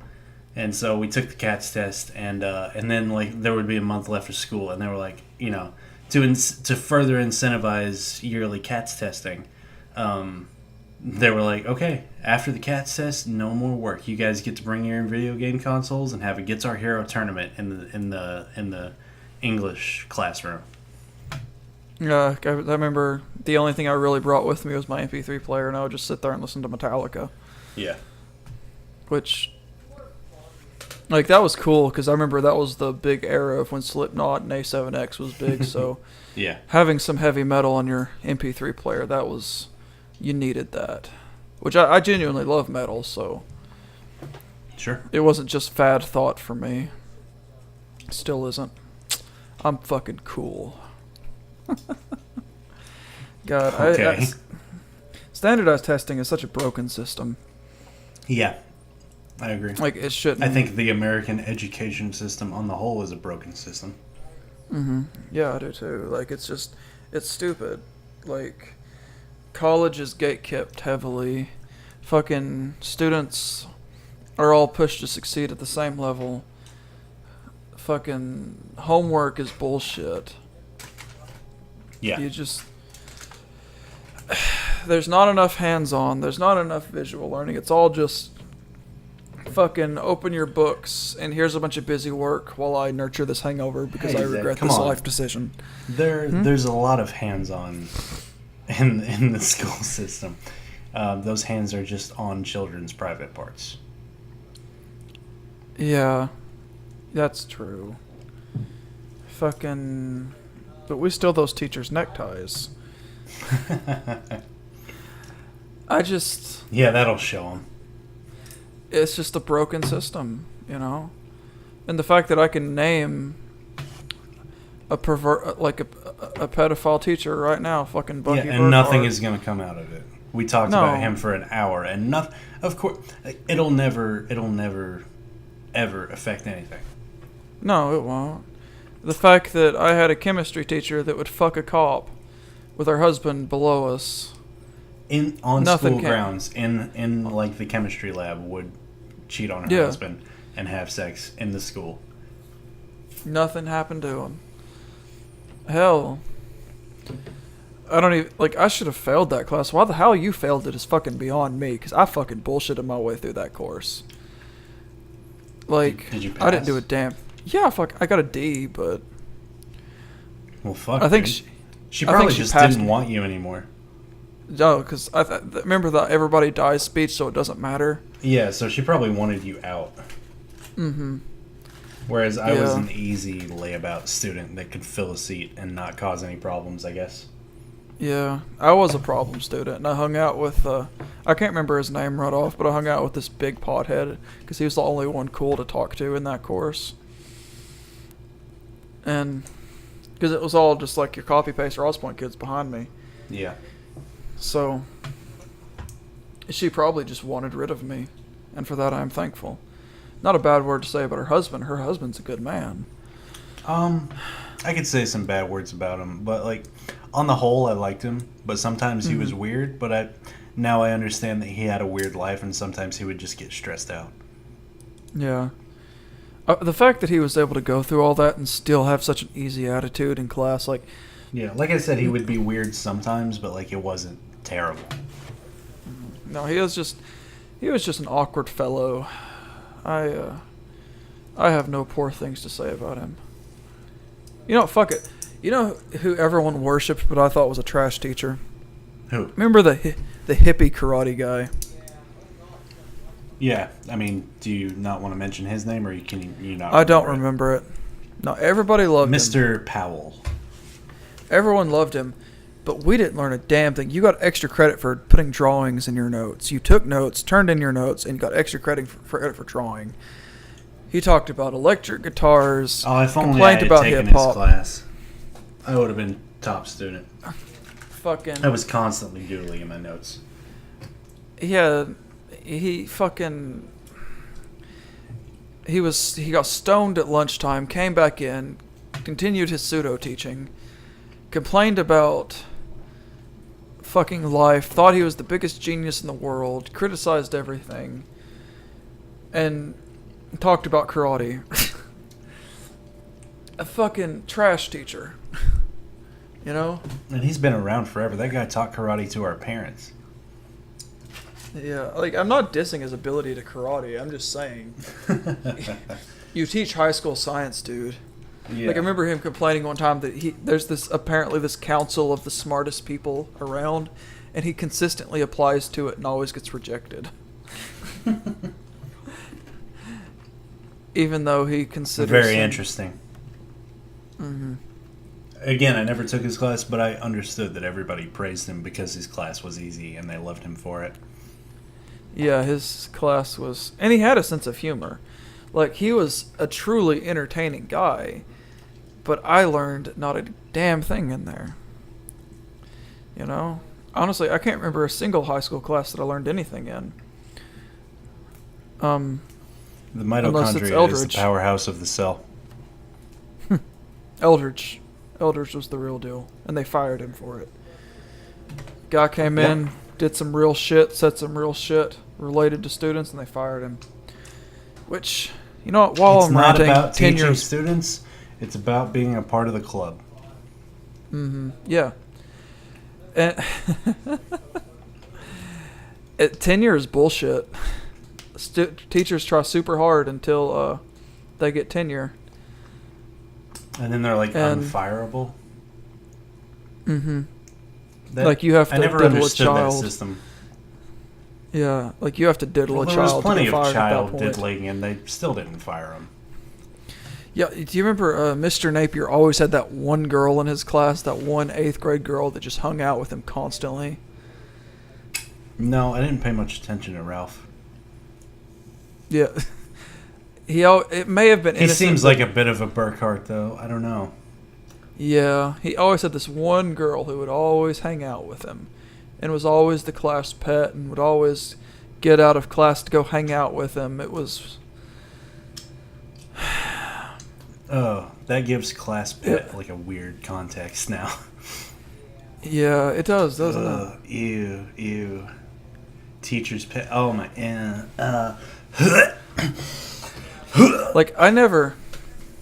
And this is probably going to bother some people, but I never liked the notion of getting to know a teacher well or being friends with them, because at the end of the day, we're just another face that's getting cycled through to them. Or just sheep to be herded. I had a couple of teachers that I connected with, but, you know, maybe a lot of that comes from just not, like, liking your teachers, Ed. That's legit. Yeah. I liked Miss Hall. Yeah, not a bad word to say about her. She was a fucking legend. Shout out to Miss Hall. You know, Thank you. When I had my head injury, she came and saw me. No shit. She came and saw me at my house. Came in to see how I was doing. Fucking legend, awesome. Miss Hall. I remember, I feel like a disappointment for not, like, publishing a book by now, but I remember talking to her, like, after I entered the workforce. I think she came into the store and was, like, catching up with me a little bit. She's like, oh my God, Trent, how are you? And I'm like, I'm cool. So, like, and we talked a little bit. She's like, what are you doing, these days? You got any hobbies? I was like, Mrs. Hall? Because she was the English teacher. It was like, I'm trying to be a writer. And, like, that touched her, like, very deeply. And I was like, oh my God, she's proud of me. And she would be disappointed because I haven't fucking published anything. It's a long grind. I was thinking about it the other day, and every photo you see of Tolkien is old, so maybe he you didn't just gotta start publishing books. Like, he had the Silmarillion and everything, like, and like I think he was like weird about it. Like, he didn't want to publish anything because he didn't think people would like it. I think it wasn't until after he started teaching at Oxford University that, like, somebody, like, found his shit and read it, was like, Tolkien, you should definitely put this out there. He was like, I don't know. So he put The Hobbit out there, like, as a test. And then when it was well received, he was like, well, I'll write The Lord of the Rings now since people liked it. Yeah. Story time. So, I had this Appalachian literature course, which I was really excited to take. Yeah. And, the poison vine on the balls story? It's that guy. So, he made us watch fucking... God, what's the movie? Squeal Like a Pig, Banjos, Deliverance. He assigned us to... I have not seen it. he assigned it for homework. Okay. And are you familiar with why it's so infamous? God, I feel like I heard the story once, but I can't for the life of me remember anything about So it. in Deliverance, it's about a bunch of kayakers that get stopped on the side of the who stop to like rest, and they got raped by rednecks, and they have to get out. Oh my God, is that why the Family Guy I Hear Banjos thing? Yes. What the fuck? I just thought that was like a funny little quirky nonsense thing. That's it. And at the beginning of the film, there's this part where this little redneck kid's sitting with his banjo playing, and one of the campers pulls out his guitar, and they start playing off each other, and it turns into this shred fest. And as a musician, it was fucking awesome. I loved it, and I was like, was it literally a rendition of dueling banjos? Yeah, it was, but like, I can't remember. That's fine. I like dueling banjos. Yeah, it was good music. They were good musicians. So. Yeah. So from that point on, it's like watching paint dry, this film. Like, imagine watching paint dry. Somebody throws a tomato against this paint, and you're like, whoa, what the fuck? Where'd that tomato come from? And then you have to watch paint dry with the tomato there. Is the tomato rape? Yes. So I'm sitting here. I hate myself for watching it. And, I watch horror movies and B movies, so it wasn't that shocking to me. I was just upset that I was assigned this fucking film. Yeah. So I get to class the next day, and the teacher's like, everybody hates this movie. If I threw this down at the Appalachian Literature Association, they'd spit on it. I could bring somebody in right now from my writers, from their writing room right now, and they will come in here and criticize this film. Sat there, trashed it for 30 minutes, and I'm like, and he goes, what do you guys think of the banjo scene? And I said, thinking I was fully okay to say it because they spent 30 minutes trashing it, I said, I loved the banjo scene. The rest of the movie was boring as fuck. Okay. It offended him because he goes, well, I'm so sorry that the assignment I assigned you that was so boring, and that the book that the story my old professor wrote was so fucking boring. Wait, didn't he just... You said he just spent time shitting on it. What the fuck is that? Yep. Yes. Apparently his old professor had wrote the book, and the second I said something about it, it was so fucking offensive to him. Motherfucker. Well, what the fuck were you supposed to think after he talked shit about it? Like, what? And brought somebody into the room to talk shit about it. What? Like, that the way seems I like see such it. a fucking psycho, like... sadistic thing to do. Well, yeah. It's like he was baiting you into that argument. Mm-hmm. And like I just sort of looked at him in shock and disgust. I didn't say anything, but I had to bite my fucking tongue because what I wanted to say was, I'm so fucking sorry that your old professor can't write worth a shit. I wanted to say it. I wanted to so bad, but he would have failed my ass, and I needed the higher level credit. I needed the 300 level credit. And he knows that. He knows that he can, like, he does bait you into an argument and then yell at you, and then you're not allowed to say anything because you need credits. Mm-hmm.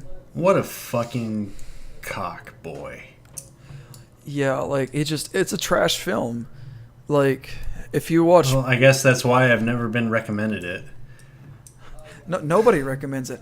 It is a the entire film is a pop culture reference, like squeal like a pig, if you hear banjos run, you got a purty mouth. Yeah. All of that is Deliverance. Oh my God, you got a purty mouth. That's where that... Whoa. Yeah, it's all context. Just old Deliverance references. I just thought it was like a weird... Ooh, that's so stupid sounding. Like, oh my God. I thought all these references were innocent. It was all about, like, weird, like, fucking... Like trying to paint rednecks as rapists. That's so weird. Yep. Yeah, like I remember the scene. Like we're fucking the savages in the woods. Like, fuck you. Yep. So like I just everything about that was such a pain. I hated it. I'm sorry, so that's my Deliverance story. I'm not upset. Like I'm mildly upset about it because I got baited so hard. But I just... But, like, at the same time, how can you possibly, I wouldn't be upset. I'd be upset that happened, but at the end of the day, there's no way that guy can actually claim the moral high ground in any way. No. Because, you know what? I guess the fact that I cussed made it so shocking, or so, because it's not proper literary criticism to say something's boring as fuck. But if you need a collegiate level course to explain why a movie is good, it's not fucking good. No. Also, I promise you that. Fuck is the most literarily interesting word in the world. Bring back fuck. Thank you. Mm-hmm. Like, everyone says it, and everybody's embarrassed that they say it. They'll never say it in public, but with their friends, they'll say it a lot. You can put it anywhere in the sentence and it makes sense. It's a great fucking word. It is the most interesting word in the English language. Like, unequivocally. There have been, like, essays and books written about the word fuck. It's so cool. Mm-hmm. It's a perfect word, in my opinion, and I love using it. And people get so upset by that, and it's like, fucking shut up. That's just a product of where you are. Living up here, I can say fuck anywhere, and people, like, will get it. Yeah. I don't know. It's just, it gets my blood boiling, you know? Yeah. Especially since, like, I have till December and I'm out. But, it's just that one memory will forever taint how I view, because... It's just societal standards on, like, what you can and can't say. And language is fucking whatever. Like, it used to be fun, and now it's, like, that's the one thing you can't say under any circumstances. I guess now it would be the N-word, but... Yeah, but there's such a big difference between a slur and the word fuck. Yeah.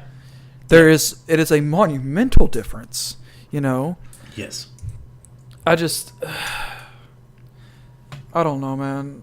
Fucking, like, I highly respect, and I respect intellectual debates, but what I cannot stand, and I love, like, collegiate level criticism, but I cannot stand when somebody's intellectually, what's the word? Full of yourself? Elitist? Starts with a P. No, it starts pretentious, intellectually pretentious. That gets under my fucking skin like nothing else. Yeah. Like, if I'm you were so pretentiously intellectual, you're probably not even a little bit intellectual at all, actually. It's like, I'm so sorry you spent your entire life studying a very specific thing and think you're hot shit over it, you know? Like, what's something like a doctorate of gender studies? I'm trying to think, like, lower on the food chain. Oh God, I can't even. I mean, I haven't spent time in college, so I don't know all the stupid little doctorates there are. There was a English professor. She was good. She was really good as a professor, but her specialty was a young adult literature, so teenage literature. Oh, the worst kind of literature. She hated it, but she specialized in it. Then why did she specialize in it? If you spend your entire life studying the elements of young adult literature and think you are hot shit because you wasted your entire fucking life studying young adult literature, I'm not going to give you the respect you think you deserve. I read young adult literature as a teenager, and by the time I stopped being a teenager, I realized it was horse shit. I would never have went to college for it. If you get into college and you're still into young adult literature, you're just retarded. I'm sorry. It's just so much wrong with it. Yeah. And I could, there's a lot of professors here that I truly love. There's a lot of people that changed my life, that really expanded the way I thought, and have taught me things that has just molded who I am today. I want to take a class on young adult literature. Just to fucking know what they're teaching it in college. Like, here's how fucking Stephanie Meyer's Twilight, like, changed the cultural climate. Like, what the fuck are you talking about? Like, oh my God. I just want to hear what the fuck they have to say about it and then break it down and tell them they're fucking stupid. Like, it's just... I'm so done with it. I'm so done with this culture of people and this culture of thought. I'm ready for something else. I'm like, if there was one shred of unclaimed land on the world, I would get just a ship of people together, go there, plant my flag, and build a new one. Mm-hmm. Let's buy an island. It can't be that hard. I mean, it's not hard to buy an island, but it's probably hard to get it recognized as an individual country because that land belongs to somebody and you have to take it from them. Mm-hmm. Like, there are plenty of nations that aren't recognized by the UN. I'm sure it's like a pretty difficult thing to actually become a nation. Yeah. Like, even then, you could... Which I don't actually think the UN is the biggest authority in the world, or it shouldn't be, but, you know, on a bureaucratic fucking trade level, it's probably important. Well, it exists so World War III doesn't happen. Yeah, but there's a lot of problems with it, but I don't think we want to talk about that. You know what? I think we do, but not on this podcast. Yeah, because... Okay. I'll definitely need to do more research before we do, but if you want to, then fucking all right. I think we just need to break the mold and just talk about politics because we've been so scared to do it. But I think, man, we've kind of like there's no way to talk about anything else without people knowing where we stand on certain things. Mm-hmm. And hey, I got a gun. There we go. We broke into politics. Yeah, like. I think the worst mistake we ever made was putting our trust into someone else to protect us and regulate us. I think, you know, we pay people to control us, and they can't even be honest with us, and we think it's okay to keep them. Yep. So fucking the government is supposed to work for you, man, and they and they think that it's like, you know, they're supposed to be employed by us. We make their paychecks. They're supposed to serve us. And like fucking accept. Actually, I'm in charge of you now. Yeah, they are civil servants. If you really think about it, they are civil servants. We pay them to regulate the economy and fucking protect us from something. Like the president of the United States, conceptually, works for the guy in the bread factory. Mm-hmm. Like, yeah. And the guy in the bread factory pays the fucking president's salary. Yeah. To me, a politician is no different than the person we pay to mow our yards, you know. We are paying them to do something for us. We are paying them. They are not doing it for us. You're fired. And except we can't fire them now because they've decided they're in charge and, hey, fuck you, we got... It's... I would want to research more before I got into this fucking thing, but... Yeah. And I mean, you know, I know what I think about it, but I would just like... Mm-hmm. I want to write down to make sure I get these points across as clearly as possible. Yeah. Yeah, absolutely, you know? But I just think... Yeah, fucking... Well, I got my next topic chosen. Oh, no. So, yeah... That's just what I have to say about it. It's just, politicians are the scum of the earth. I truly believe power is an illusion created by those who seek it. Like, I think leadership is real, but power is an illusion. Like, if you tell somebody power is real and I have power over you, they'll believe it. You have what? I truly believe that if somebody seeks power, looks at the right people and says it in the right way that they have power over them, yeah, and it's all about exerting your confidence because, you know, people are generally non-confrontational. And if you act like you're in charge, like a wide number of people are inclined to believe you. Mm-hmm. Because the majority of people, like psychologically, are followers. Yeah, it's like leadership is real, but I just don't think... I think social power is fake. It's an illusion created by those who seek it. Yes. Especially in the modern days with, you know, the fucking, like, monetary... There's still a monetary difference between classes, but it's less important than it has ever been. Okay, so it's at times like this when I wish we had millions of listeners. I'm a registered Democrat, and I like that we can own guns. In fact, I will go as far as to say that the biggest mistake we ever made was allowing for the governments to have bigger guns than us. Yes, and you know it's so fucking weird in the modern day because it's like, I want to say that people should have like the same amount of power that the government has, but at the same time, like, The government has nuclear bombs. We can't give that to people. But I think, No. I mean, maybe the answer is maybe we can't give it to the government either. Maybe nobody gets nuclear bombs, maybe. Mm-hmm. But, like, fucking, like, just weaponry is so fucking, like, technologically advanced that it's like, who can we possibly trust to own this? Like, obviously the military uses it and needs it because other people have it, but, like, it would be dangerous to give to civilians, but it's super dangerous to let your government be stronger than you. Absolutely. So I'm not, like, it's, where the fuck do you, like, what do you do about that? I honestly don't know. Mm-hmm. And I understand the school shooter problem needs to be solved yesterday. The school shooter problem created itself. The media fucking... School shooters... Okay, yeah. But, like, I don't think gun control is really the answer, honestly. I put the blame on the parents. I put the blame on the parents. I put the blame on the school system. I put the blame on the media. I don't put the blame on a gun. You know, they're like... I don't know. It's just, I can't believe we're talking about gun control like on episode. We don't have any subscribers. We're never gonna get them.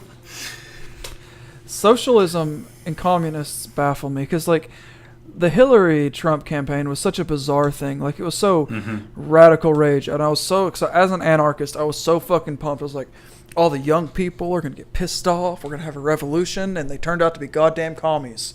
They're like socialism, and I was like, they got pissed off and then became like. Communists. Yeah, it's like that's not the answer. That's not what you should have done with your anger. No, these damn fools. It's like, and the ones that did decide to be anarchists, instead of attacking the oppressors, they attacked fucking Joe Blow's Subway down the street. You know, and it's like, you fucking jackasses. It's absolute people will use jackasses. Like, it's so weird how like any mass like gathering of people suddenly becomes looting in like 20 minutes now. Yeah, and it's this politician made it to where you can't retire. I'm just saying that might have been the target.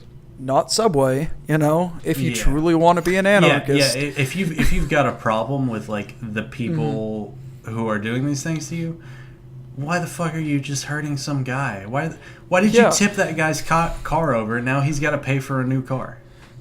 Yeah, you probably fucked a guy because you were pissed off, you know? As somebody else. Like, it's just like you are literally just retarded. Stop. Yeah, it's they embarrassed me. Like, as an anarchist, I was fucking embarrassed for them. As an anarchist, I am embarrassed of you. I am so fucking embarrassed to be an anarchist around these guys. And, like, the fact that such political and social unrest happened, and the answer to our generation was socialism, fucking, I can't wrap my mind around that either. Oh my god, I can't wrap my mind... Okay, socialism, it's theoretically not bad.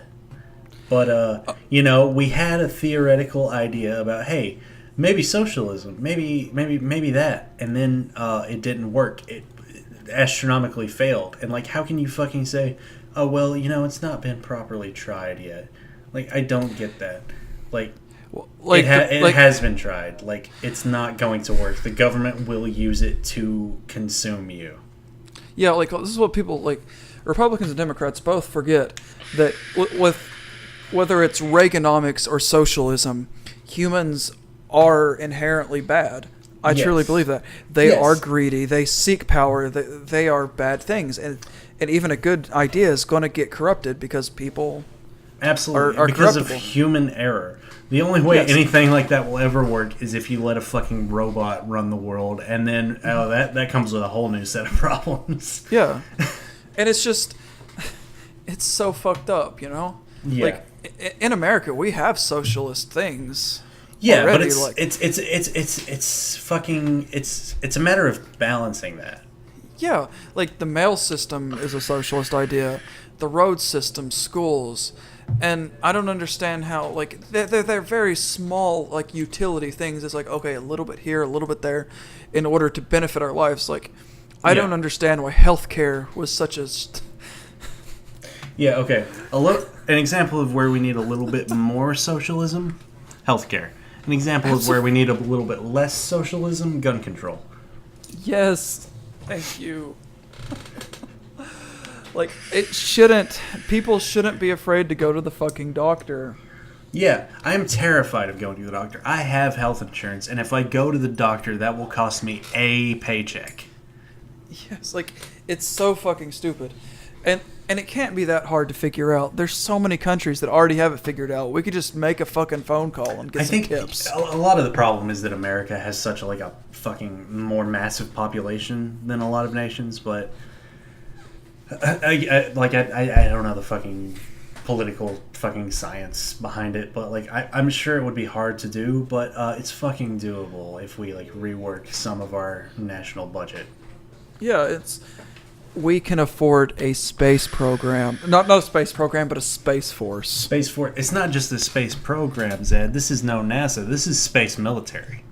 Yeah, we can afford a military in space, but we can't afford some old poor guy's cancer treatment. Get the fuck out of here. Get the fuck... Yeah. You know, it pisses me off. You'd think more anarchists would have came out of this, but they were all fucking socialists. I'll tell you, I don't really support anarchy. I don't know. I don't know if when you say anarchy, you truly mean anarchy. What is your idea of anarchy? Oh, I think humans don't necessarily need government. I think isn't that less anarchy and more libertarianism? Hmm? Is that not so much anarchy, but just libertarianism? Yeah, it's a really edgy way of saying libertarianism.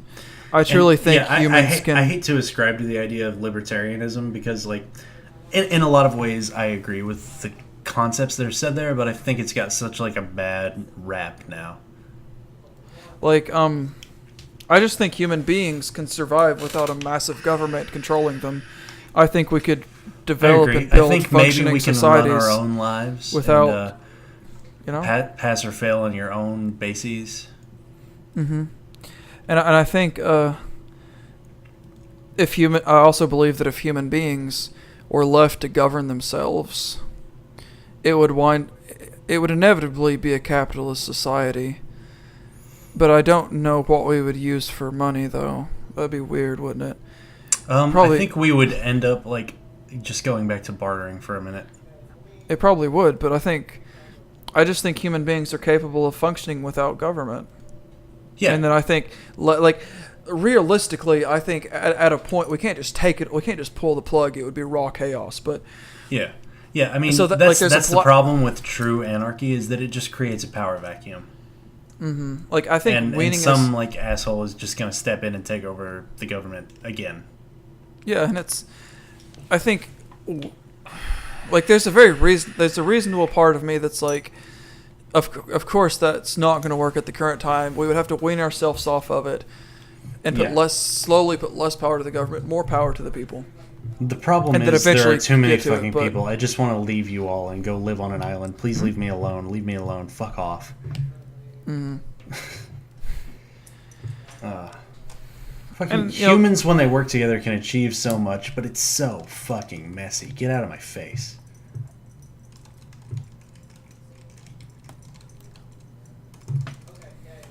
Yeah, and there's this part of me that's there's an anarchist. That there's also a part of me that's, I guess, more sensible with the times. That's yeah.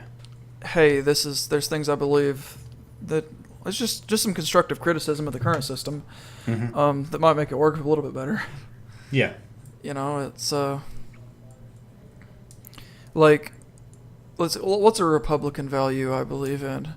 American made, American jobs, yeah. And at the same, what's a Democratic thing I believe in? Fucking public or free healthcare and gay marriage. So yeah. I think I made that comparison a minute ago. Mm-hmm. On the Democratic side, we need free healthcare. On the Republican side, we need less gun control. Yeah. So, yeah, fucking, the government should serve the people, and the people should be free. Yeah. So, how about it? Yeah. Fucking. Was this a bad idea? Is this all getting cut out? No, it's not getting cut out. All right, I'm glad you bit the bullet and decided to finally do this. Like, Yeah, absolutely. but at the same time, I'm a little nervous about it. But hey, maybe it'll fucking bring people in. You know what? Fucking controversy is cool. I think as long as you don't step on somebody's gene pool, you can. I welcome controversy as long as we're not stepping on somebody's genetics. You know, like racism, yeah, not cool. All the different, all the obias, like the homophobia and all that, and racism. Yeah. Like, I welcome political like I said, the people should be and, free, and like all of the people, Yeah. On it, like you can say whatever you want religiously, but when we get down to politics, you're not like the American system is what you need to be thinking about. Yeah, and the American system says all people, so. There you go. Racism is over. Mm-hmm. Yeah. I welcome all sorts of political controversy. I just don't want to get near social controversy because. That's a whole bag of worms. We'll get close to it someday, and I'll say a lot of things about it. I'll say a lot of things about it. Like, I feel like there's a lot of really pissed off white people that kind of delude the issues on both sides. People who aren't even involved and like try to literally white knight racism. Yeah. It's here's the thing. Racism is a problem. White people are not. Like, fucking, there's good and bad on both sides. And one thing, whenever like something controversial happens race-wise, I try to turn to like Twitter or something to read what that particular group. Yeah. I've not said it on podcast. Go ahead. That particular group of people has to say about it. Because to me, for me to become educated socially on these issues, on why it's offensive, the cultural history behind it, I want to listen to what these people have to say about it because they're the ones who will educate me. But there's so many goddamn raging crackers in the Twitter feed that I can't fucking find these guys. Zed, you can't drop the C. Oh wait, I forgot. You can't be racist against white people. Not my bad. My bad. Fucking. I just feel like that's a great opportunity for social learning, and I think Twitter is a good tool for social learning. And because growing up in a predominantly white place, I am hungry for all sorts of social learning and to experience other cultures and to respect them and to understand them. But there's just here's something I'll say. Social justice has made discrimination and oppression worse. I once again put the blame on raging crackers. That's what I mean when I say social justice. I'm talking about social justice warriors. I feel which is kind of an outdated term at this point, but like you know what I'm talking. Like they're still out there. There's still a problem. There's such a problem. Like if you want to find a new term for them, for sure, but like you don't have one yet. I'm gonna call them SJWs, and they're a problem, and they're just making the social climate like so much more toxic. Like, I think the only thing that's going to progress. Like, there are issues socially, but I feel like there should be a conversation. Mm-hmm. I feel like people need to be listening to what these what minorities have to say, respect them, and develop an understanding. But once again, a lot of raging white people give it all such a horrible fucking name. Yeah. Like, it's so cringy. And in a perfect world, the group in question would explain the issue, and the other groups will be like, okay, we understand where you're coming from, and let's work together to fix it. Yeah. Yes, and it's just all these goddamn raging crackers. You know? That's what we're going to call our fans. Like, comment, and subscribe, and become a raging cracker today. Oh, God, you know? Yeah. Patreon.com/ragingcracker. Oh, Lord. Let's get Alex Jones on the podcast. Oh, man. Why not? Fuck it. Let's. I mean, that would be neat. Yeah. I He has. Honestly, if we emailed him, what do you think the likelihood is at this time of him responding? Email Alex. Oh, Alex Jones. Alex, Oh yeah, gay yeah, frogs. Yeah. He got banned from everything recently. I'd email Let's him for get the meme, Alex Jones on the podcast. Let's go. He'll get our channel deleted though. He will. I wanna so email fucked Alex up, Jones for the. I want to email him for the meme. Yeah, I just want to use him for viewership. Yeah. Oh my god! Like, as radical as the dude is, it is fucked up that he was like silenced. Mm-hmm. I think, freedom of speech. You can say what you want. They're like. Mm-hmm. I think as a collective, if somebody says something fucked up, a collective should say, "Hey, man, that's fucked up. You should shut the fuck up." But the fucking backlash of saying something fucked up should be sociological. It should never be legal. Yeah. That's cool. That's a cool thing to say. Yeah. When the government gets involved in you saying the N-word, maybe that's uncool to say, but it shouldn't be illegal. Yeah. Yeah, I could see that. If the government starts controlling our thought and our speech, they'll eventually make it to where they'll slowly take steps to where we can't criticize the government, and that just basically makes us North Korea at that point. Like, you can't criticize the government. Oh, you can't criticize this. You can't criticize that. Yeah. And there should be social implications to saying these things. Just as natural cause and effect. But social and federal should not ever fucking be the same thing. If you say something fucked up and suddenly nobody buys your product anymore, nobody listens to you anymore, and you lose all your fans, that's on you, boo boo. But yeah, that's capitalism. But I don't think the government should restrict thought.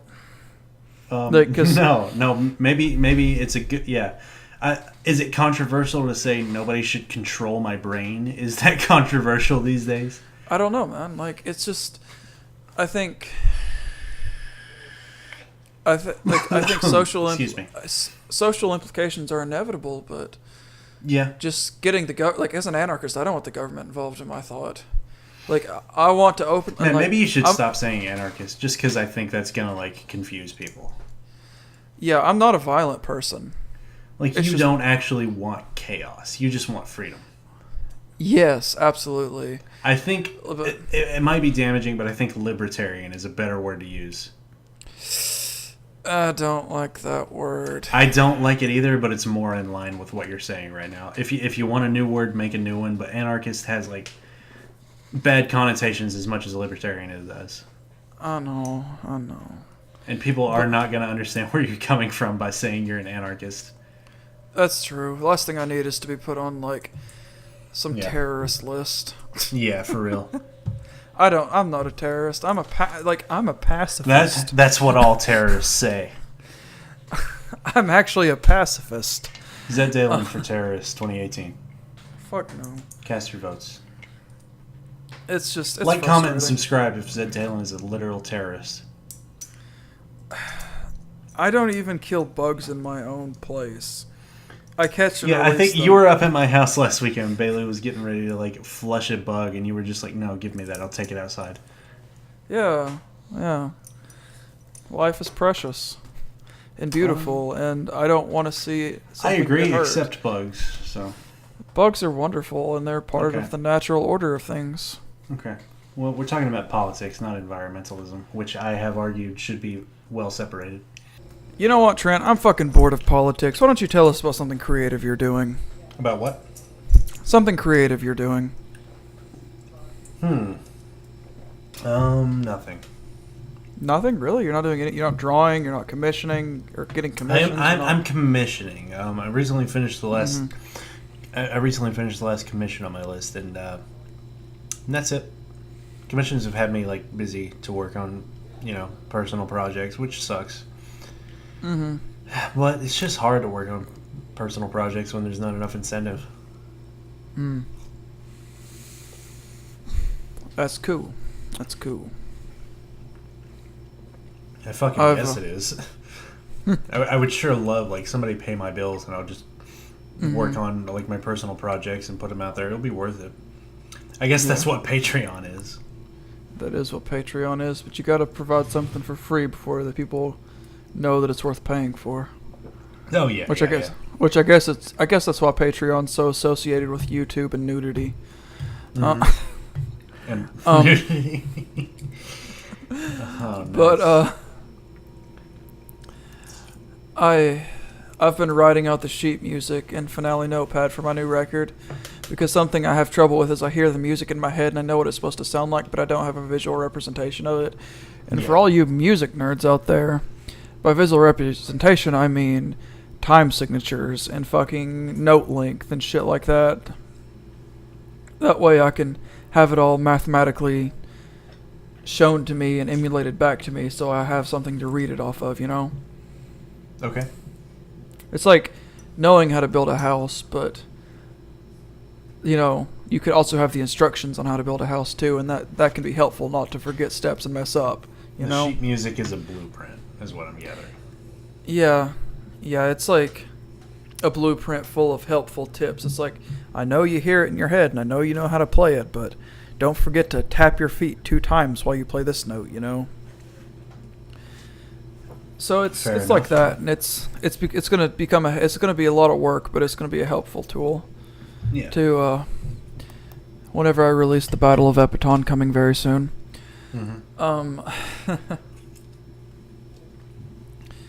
So I'm looking forward to it. Very soon. I bet it's gonna be very soon. I hope it's very soon. Something I'm gonna do is finish up some sheet music tonight and try to, because like the record's gonna have some shorter songs in it, and some longer songs. Like, part of what I do is I tell an overall story in the record, so there are gonna be songs that are only like 2 minutes long, or like 1.5 minutes long, as just filler pieces of music, and then there's songs that are gonna be like 3.5 to 5 minutes long. You know, there's gonna be jingles, and then there's gonna be ballads. Yeah.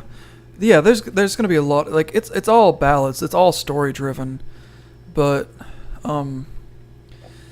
got something It's hard to say 1.5 minutes is a ballad, though, I guess. Yeah, but it's still like it's a story. It tells a story, and it's like do you remember The Shaman? Mm-hmm. Like that. All right. How it very quickly and tells a complete story, and it's very condensed. Fair enough. So, in line with tradition, we always talk about the podcast itself at the end of the podcast, and it's something I'm just... I think we really ought to stop that. Should we? It feels pretty unprofessional, at least the way we've been doing it so far. Alright, so we won't do it anymore.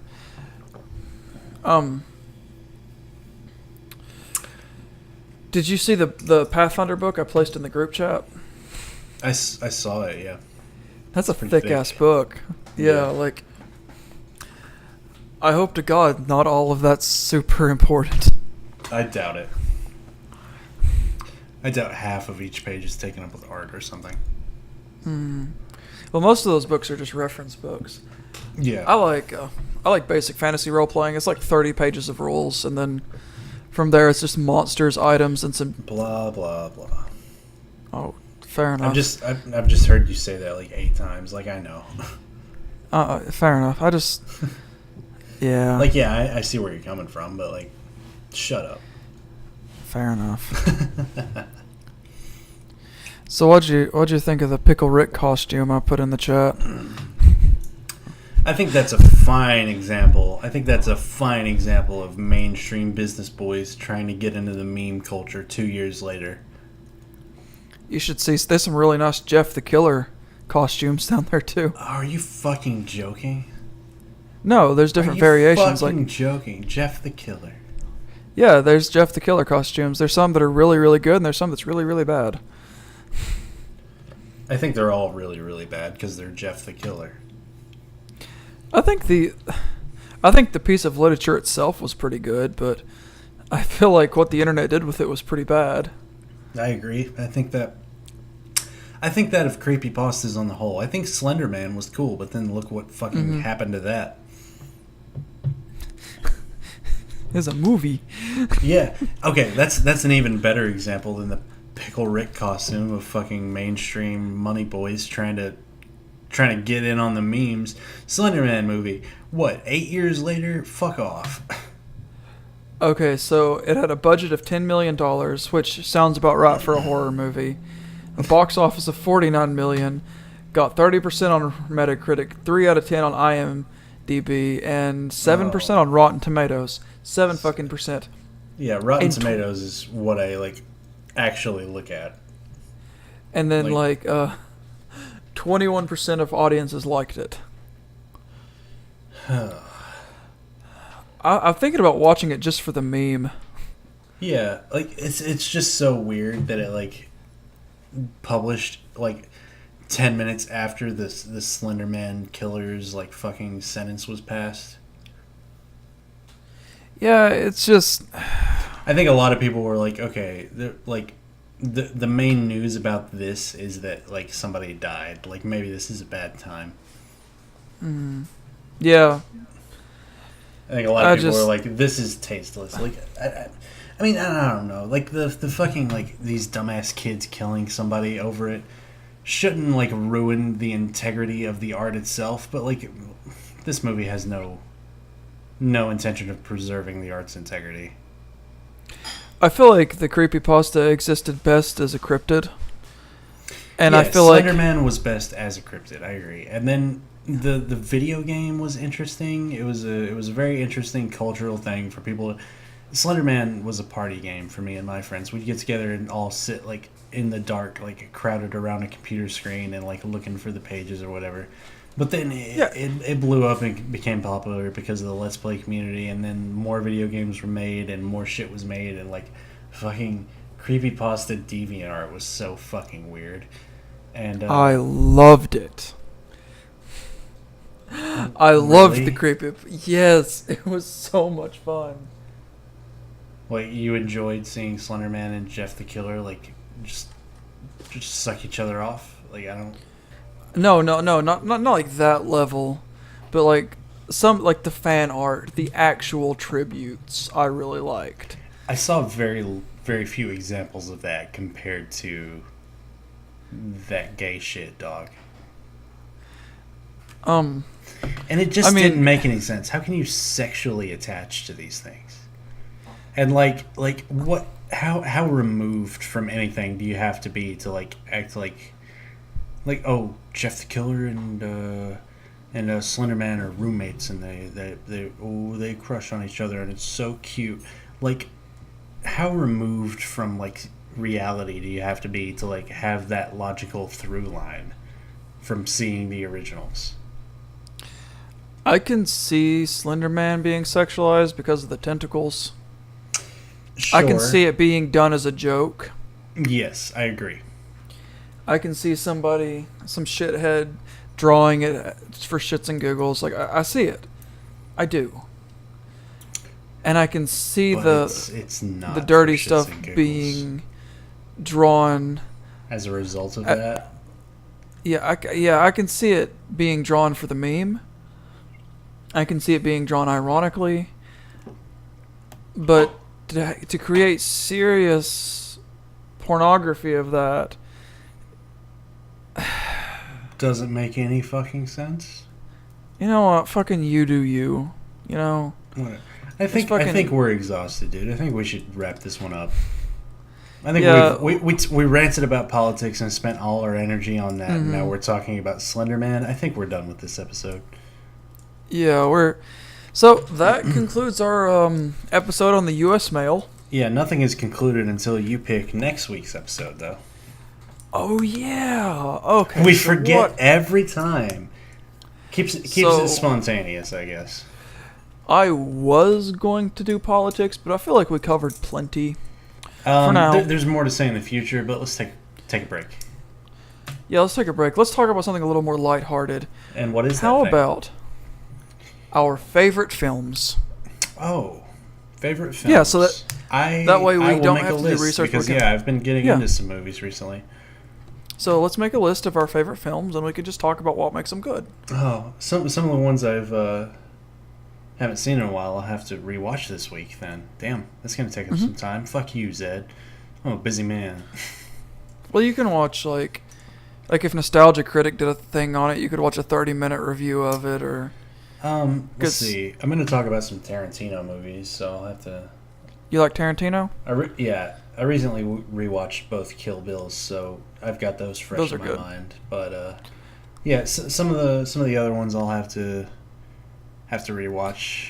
But yeah, I'll just do that after work one evening as I drink, so I can go to sleep. But That's not healthy. it's not that I can't sleep without drinking. It's just that it helps me wind down after being physical all day. Yeah, that's true. But yeah, favorite movies. Let's talk about our favorite. Let's do something. Well, my favorite movies usually involve blood and nudity. Good. So I can't say lighthearted. I think it's just Well, let's talk about easily something a little digestible. more. Yeah. Yeah, let's talk about something fun. All right, Just then. something lighthearted, Well- less geeky, and Fair viewer, tune in next week on Saturday for our favorite films, the podcast. You won't have to listen to our political opinions at all in that episode. So come on by. Bring your have to listen to friends. anything. Bring your dad. don't even have to listen. Unsubscribe. Yeah, please unsubscribe. Tell your friends how Fucking bad we are. Yeah. Chase us off the internet. Yeah. Hashtag cancel ClapTrap. Hashtag cancel ClapTrap, please. We are abominations and shouldn't be doing this. Well, Zed, send this abomination off. No, you chose the topic of the U.S. Oh, mail. is it You my have to send us- topic? It Okay. is your topic. It's the U.S. mail episode, isn't it? It was.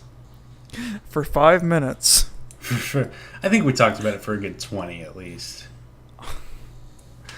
If you want to pat yourself on the back, maybe.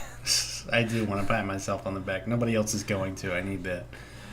We tried like hell. Hey, I'm sorry. I'll pick a better one next time. I promise. You guys really put me on the spot with that drum roll. It sounded so good, though. It did. It sounded so good. But look at what you did with it. Look at what became of that. What? Okay, so thank you, fair viewer, for tuning in.